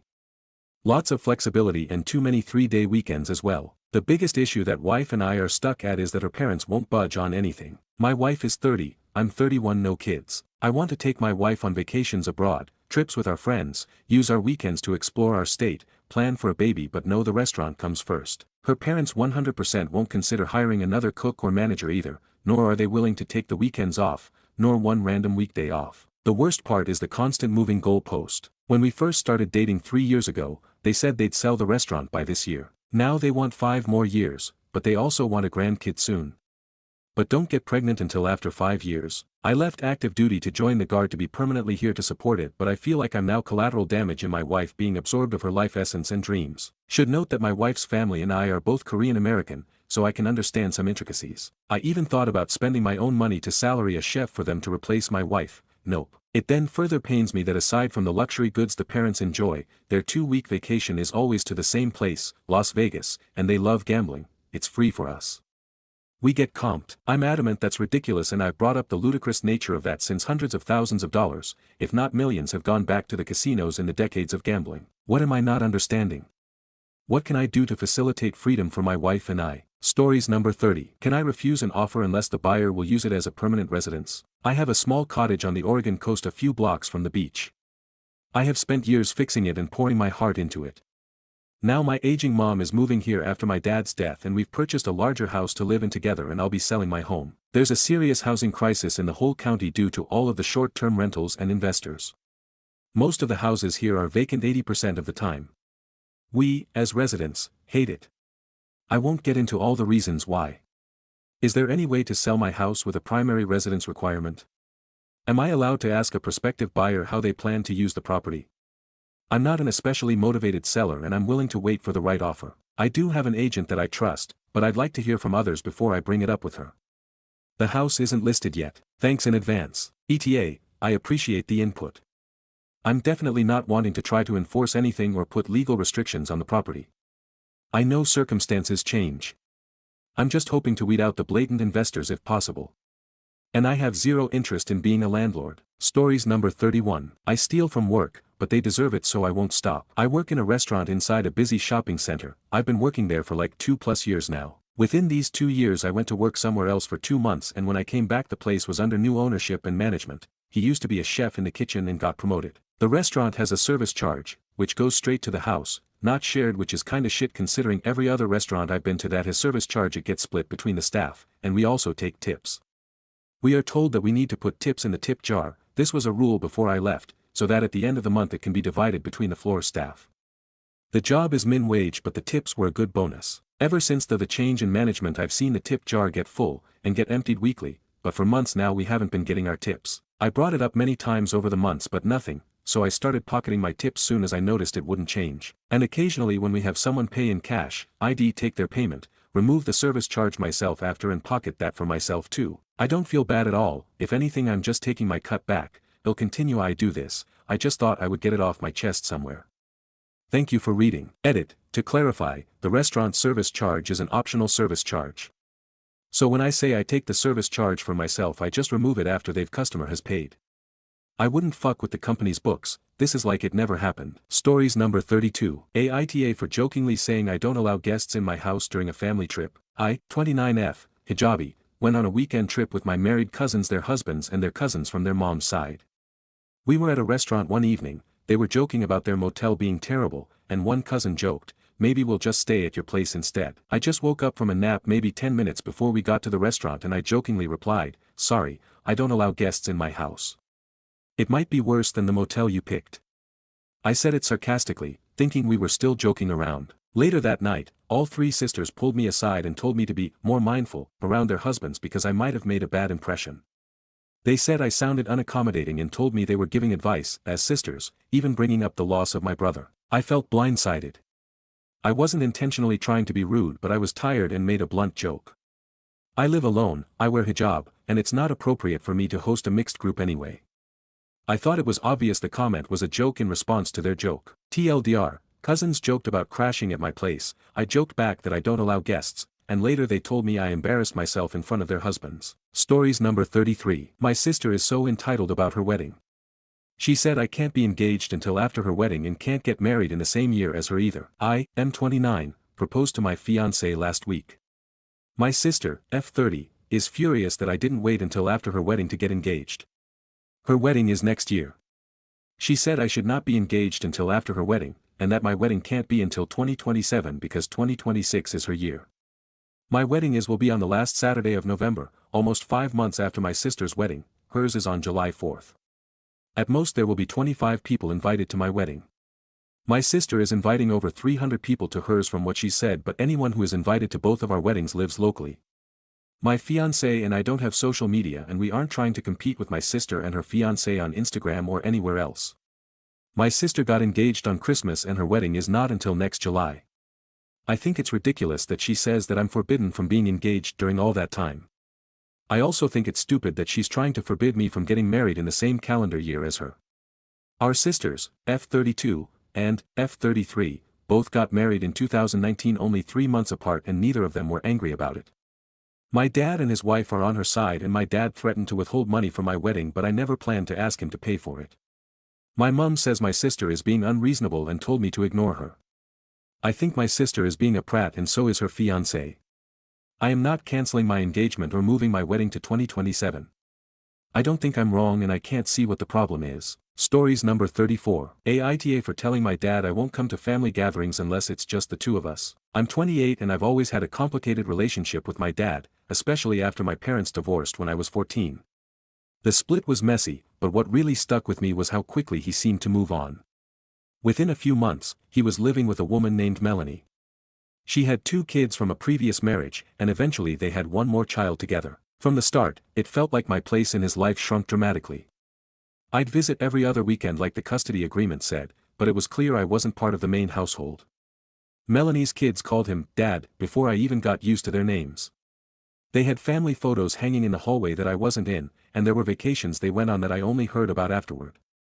If I brought it up, I was told I was being jealous or making things harder than they needed to be, but I kept showing up. I tried hard. I went to birthdays, 4th of July BBQs, Christmas brunches, and everything else. Every time, it felt like I was just a guest being humored, not a daughter being welcomed. I was constantly reintroduced to people who already knew Melanie's kids but never remembered my name. I'd get small talk and polite smiles, but I never felt like anyone actually knew me. Even my dad treated me like a visiting niece. He'd ask about school, say he was proud of me, and then drift right back to Melanie's kids, who he clearly had more inside jokes and connections with. Over the years, I've told him gently and clearly that I wanted to spend more one-on-one time with him. Not because I hate his new family, but because I don't feel like I have a relationship with him anymore. He always brushed it off, saying I was being dramatic or that we were all family now. Last weekend was the final straw. Melanie sent out this overly decorated group text invite for our family together. I already knew what that meant. I'd be sitting on the edge of the patio while everyone swapped inside jokes and talked to each other. So I texted my dad the day before and said I think I'm going to skip for now. I'd really like to catch up with you sometime soon, just the two of us if you're up for it. Ended up with no response. The next day, Melanie messaged me instead. She said it really hurt your father that you didn't show up. He was hoping you'd finally accept this family as yours. Then my aunt called me to say she was disappointed in me and that I was punishing my dad for getting remarried. I don't want to keep showing up to events where I feel like an extra. I don't want to keep begging for a father-daughter relationship when it's clear he's more comfortable with the new dynamic. I've asked for one-on-one time not to exclude anyone, but to reconnect. When I ask, I either get deflected or ignored. After all this, I followed up with another message. I said I'm not trying to make things difficult. I just want time with you. Not a party, not a group, just us.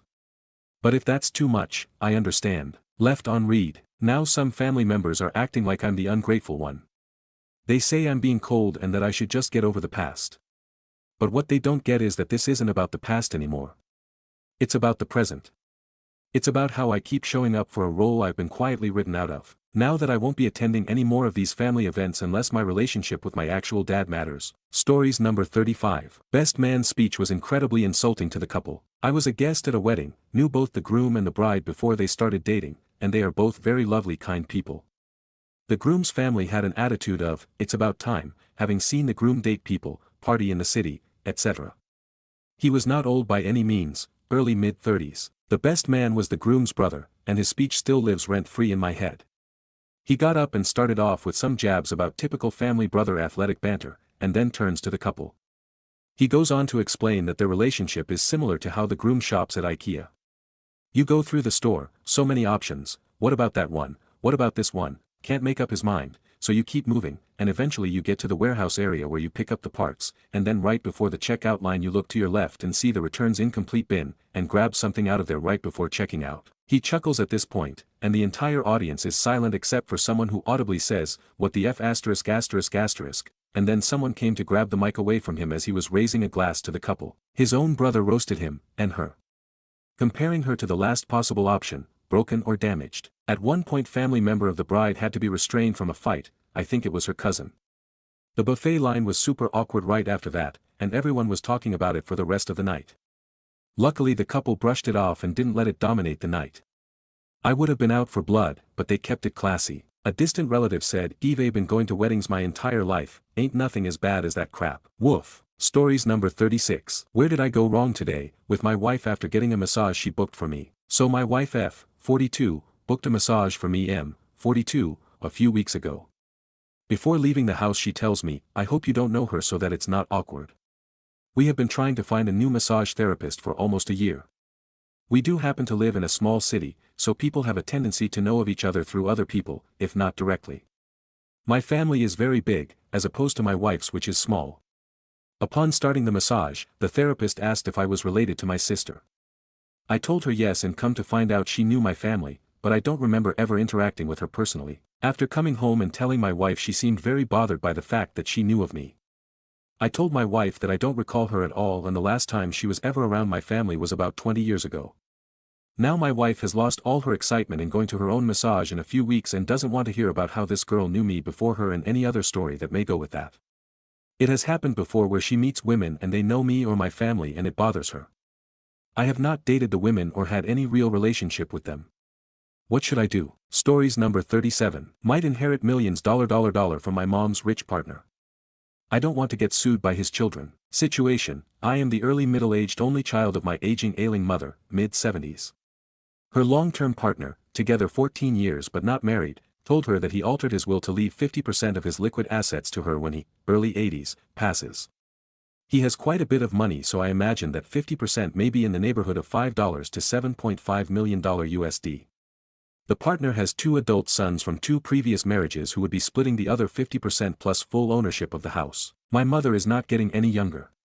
It is entirely probable that after her partner passes and leaves her a huge sum of money, she might then pass on also soon after, leaving me to inherit quite a bit of money from her that originally came from someone I am not formally related to. Problem: I imagine most people would think I'm crazy for seeing this as a problem, but this seems like it would be a huge legal liability for me in the future. If I were the partner's sons, I would imagine they would feel like the money going to me would not be deserved or fair. I imagine they would want to sue me to get back what their father earned over his lifetime. Question 1. Let's put aside whether me inheriting this money would be rightful or not. Am I correct to think that I have a decent amount of legal exposure risk here? Question 2. Assuming I care more about avoiding legal drama than inheriting a bunch of money, should I be doing anything, plan to do anything from a legal perspective if and when this man's inheritance comes my way? Stories number 38. My brother's girlfriend offered to give me and my aunt a ride to dinner. We took that offer. My brother freaked out on me. Need reassurance. Me and my aunt, who is almost 70, were planning on going out for dinner and to meet up with my other aunt. She walked to my house, and was panting and out of breath so I'm like, "Drink some water." Then she told me she forgot to ask my other aunt for a ride so I texted my aunt a couple of times, no response. Then I remembered my brother's GF offered to give us a ride when I told her our plans the day before. So I asked if she still can, she said yes. 2 minutes before we were meant to be at the restaurant, other aunt texts saying yes she can pick us up. I tell her to never mind because my brother's GF is coming. She came, gave us a ride down but we didn't need a ride back up from her. The next day my brother lost his mind on me. Asking why can't I walk, asking if I'm handicapped, which is his go-to insult. Yes, his freakouts like this are frequent, etc. like. I could have walked but with how my aunt was acting after walking up to my house I figured it would be best to get a ride. His GF offered first, but of course. I get screamed at. If he hears someone else gave me a ride to do anything, shopping, dump runs, etc., he gets mad that I didn't ask him his GF and says that his girlfriend can give me rides, but when I take her up on her offers, this is how he reacts. Just no winning. I rarely ask her for rides too, I do accept occasionally if she offers first or says she wants to go with me, like if I talk to her about how I'm going to get my nails done and she says she wants to get hers done too and she can drive us, but me flat out asking her to take me somewhere. I haven't asked her to take me anywhere first without her offering in like, at least half a year and that was asking her to take me to the hospital. I'm so used to him snapping on me constantly that now I'm beginning to wonder if his GF like, offers but doesn't really want to do what she's offered so she then complains to him if she's taken up on that offer and that's why he's losing his mind. But he always snaps on her too so who knows, Ugh. Stories number 39. Tried to help someone who parked illegally, he yells at me. Pettiness ensues. I was attending a Canada Day celebration with my 7-year-old son in a small cottage lake town. The parking situation was terrible for several blocks around, but we got there early and parked very close in some marked diagonal street parking spots. I noticed what seemed to be an extra large parking space 2 spots over and was tempted to park there, but I realized it was actually a driveway and there was no curb there, and there was a no parking sign against the building a little distance away. We were leaving around mid-afternoon when kid activities were ending and grown-up activities were starting to ramp up. As we got in the truck, I noticed someone pulling into the no parking spot I saw earlier. He got out and started walking away. I called out to him and told him it was not a parking spot and he'd probably get ticketed or towed. Before I could continue talking and offering my spot to him, he just looked at me with anger and yelled, "Why is it any of your F***king business?" With my son in the truck, I was especially pissed at him. I told him I was just letting him know since I was leaving and he could have my spot. He stopped and said, "Oh, okay thanks," but I was already feeling petty. I just said, "Maybe I changed my mind, and I'll just sit here for a while." He said, "Do whatever the F***ck you want," and went back to his car. I made sure my son was entertained with my phone, and I just sat there as me and the jerk stared at each other in a Mexican standoff. After 5 minutes of me smiling at him, he got pissed and pulled out. As soon as it looked like he was turning around to come to my spot, I pulled out when another driver came from the other direction and made sure the new driver pulled in. I waved at the jerk and drove away very happily. Stories number 40. I didn't go to my brother-in-law's memorial service. My sister Justine spent her last 3 years battling cancer. She died in 2019 at the age of 45. We had already lost our parents, 2015 and 2012. Not long before she died she moved out and lived with our sister Tina for a short time because my brother-in-law Matt cheated on Justine while Justine was declining. Justine eventually back until she passed away. About a year after she died Matt said he had some of Justine's things he wanted me to have. I went over and got the stuff. His new GF was there and I was being polite and saying hello, nice to meet you. She said Justine sounded like a great woman. A month later I found out his new GF was the woman he cheated with. And then randomly Matt posted a joke engagement on Justine's birthday. I was so angry. He said, "I didn't realize what day it was." I said BS and blocked him. He eventually moved out of state with her. He would get a new cell and call me and my sisters drunk saying he missed us. I found out Matt went to rehab and broke up with his GF. He got out and no one heard from him for days. He was found dead on his living room floor and his dog was dead. They said he was there for about a week. No one has said how he died. It's been conflicting, a heart attack due to detox. Some say he left rehab early knowing he was in danger of dying to go home and die. I'm not sure what it was. I've been called cold because I said I'm not going to his service.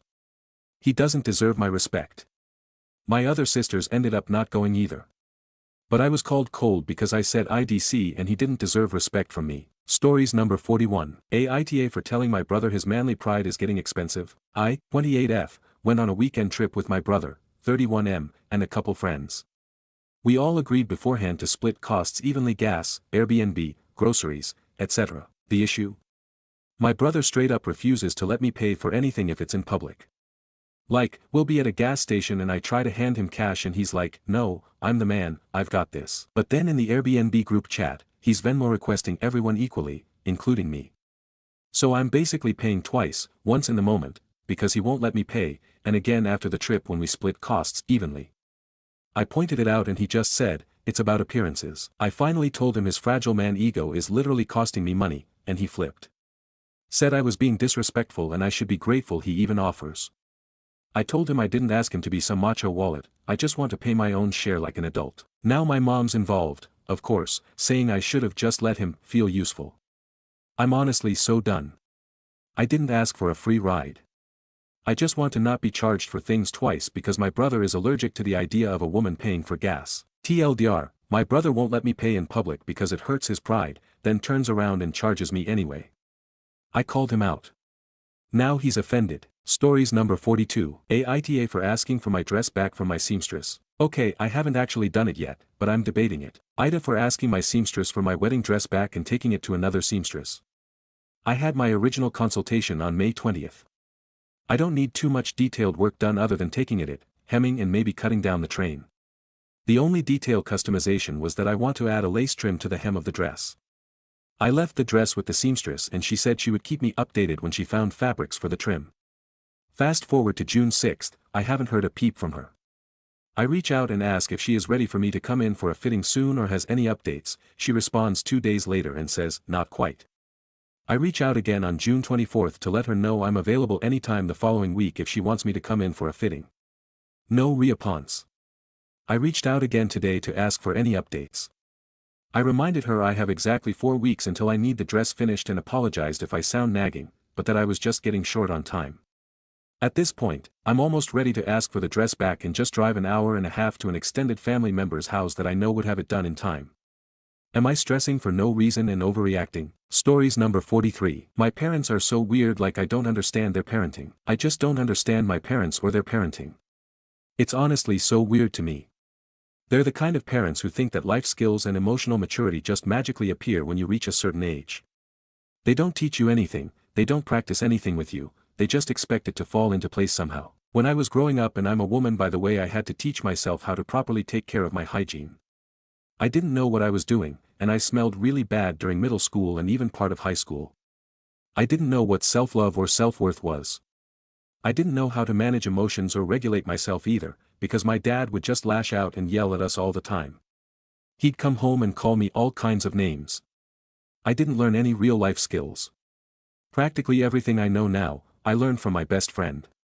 If it wasn't for her, I don't even know who I'd be right now. It really hit me when I turned 16. My little brother was 7 at the time, and I noticed how he couldn't function by himself at all. He's autistic, so yes, it's harder for him to learn certain things, but my parents refused to help him. At 7, he couldn't brush his teeth, shower, get his own food, clean up after himself, put his clothes on, or even tie his shoes. He couldn't do anything on his own. If you left him alone, I honestly don't know what would happen. My brothers are so dirty that the whole house smells. People have told me when I leave the house, I carry the scent of the house with me. That's how bad it is. There are flies in the kitchen, and they leave all the mess for me to clean up. They know my parents don't care what they do, only what I do. The bathroom has poop on the floor. It's disgusting. The tub stays dirty until I clean it. The cleaning supplies are right there under the sink or by the toilet. They could easily clean up after themselves, or ask, but they don't. And when I make one small mistake, like forgetting to turn on the rice cooker, my dad starts yelling, saying I was being careless or rushing. No, I just made a mistake. I've made rice plenty of times. I know what I'm doing. And my mom has this habit where every time I tell her something, even something simple, she uses it against me later. It's so weird. I remember when I ran away and told her I was at my best friend's house walking her dog. She threw it in my face and said I don't do anything at home, that I'm lazy and she has to beg me to do chores. Meanwhile, I'm the only one cleaning the house. It's just that my brothers make such a mess, she doesn't even notice my efforts. That's exactly why I don't tell my parents anything anymore. They take every little thing I say and twist it against me. I've begged for a therapist, a psychiatrist, and even dental work because my teeth are literally rotting in my mouth. My parents claim they don't have money, even though we live in an upper-class neighborhood and both of them make good money. They have Gucci slides and expensive $200 perfume, but can't help me with the basics. My mom even messes up my hair on purpose sometimes. She'll do it badly, laugh, and still make me go outside looking a mess. It got to the point where my best friend's mom had to take me somewhere to get it done. What makes it worse is that my mom does hair for a living. She can braid. When she does other people's hair, it looks good and they always come back to her. But when it comes to me, she doesn't care and barely puts in any effort. They even messed up my paperwork. I couldn't go to college or get a job because they refused to legalize my documents. I begged them since I was 16, and now I'm 18 and still stuck. I understand legal documents can be expensive, but I've seen what they spend their money on. I know they could have done this for me if they actually cared. Stories number 44. AITJ for walking out mid-date because he kept interrupting me to correct everything I said. Met this guy off a dating app and we agreed to grab dinner. From the jump, it felt like I was in a debate class. Every time I tried to tell a story or share an opinion, he'd cut me off to fix something I said. I mentioned I loved hiking and he jumped in with, actually, that trail isn't technically a hike, it's a walk. Like, okay. I mispronounced a restaurant name and he smugly corrected me mid-sentence. It was non-stop. After about 30 minutes, I just stood up and said I wasn't feeling it and left. He texted me later saying I was rude and couldn't handle intellectual conversation. I didn't respond. Now a friend says I should have just powered through and not walked out like that, especially since it was only one date. But I felt so disrespected and small. Like my voice didn't matter unless I had a fact-checker's approval. So.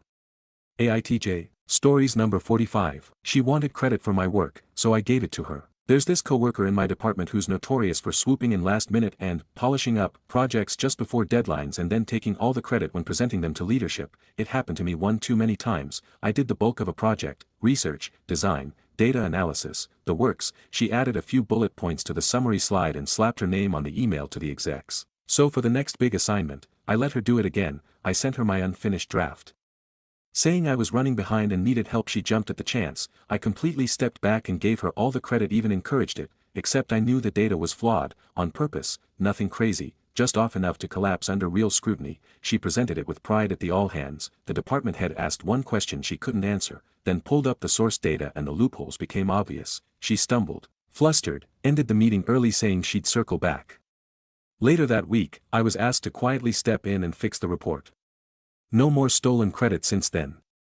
She still avoids eye contact.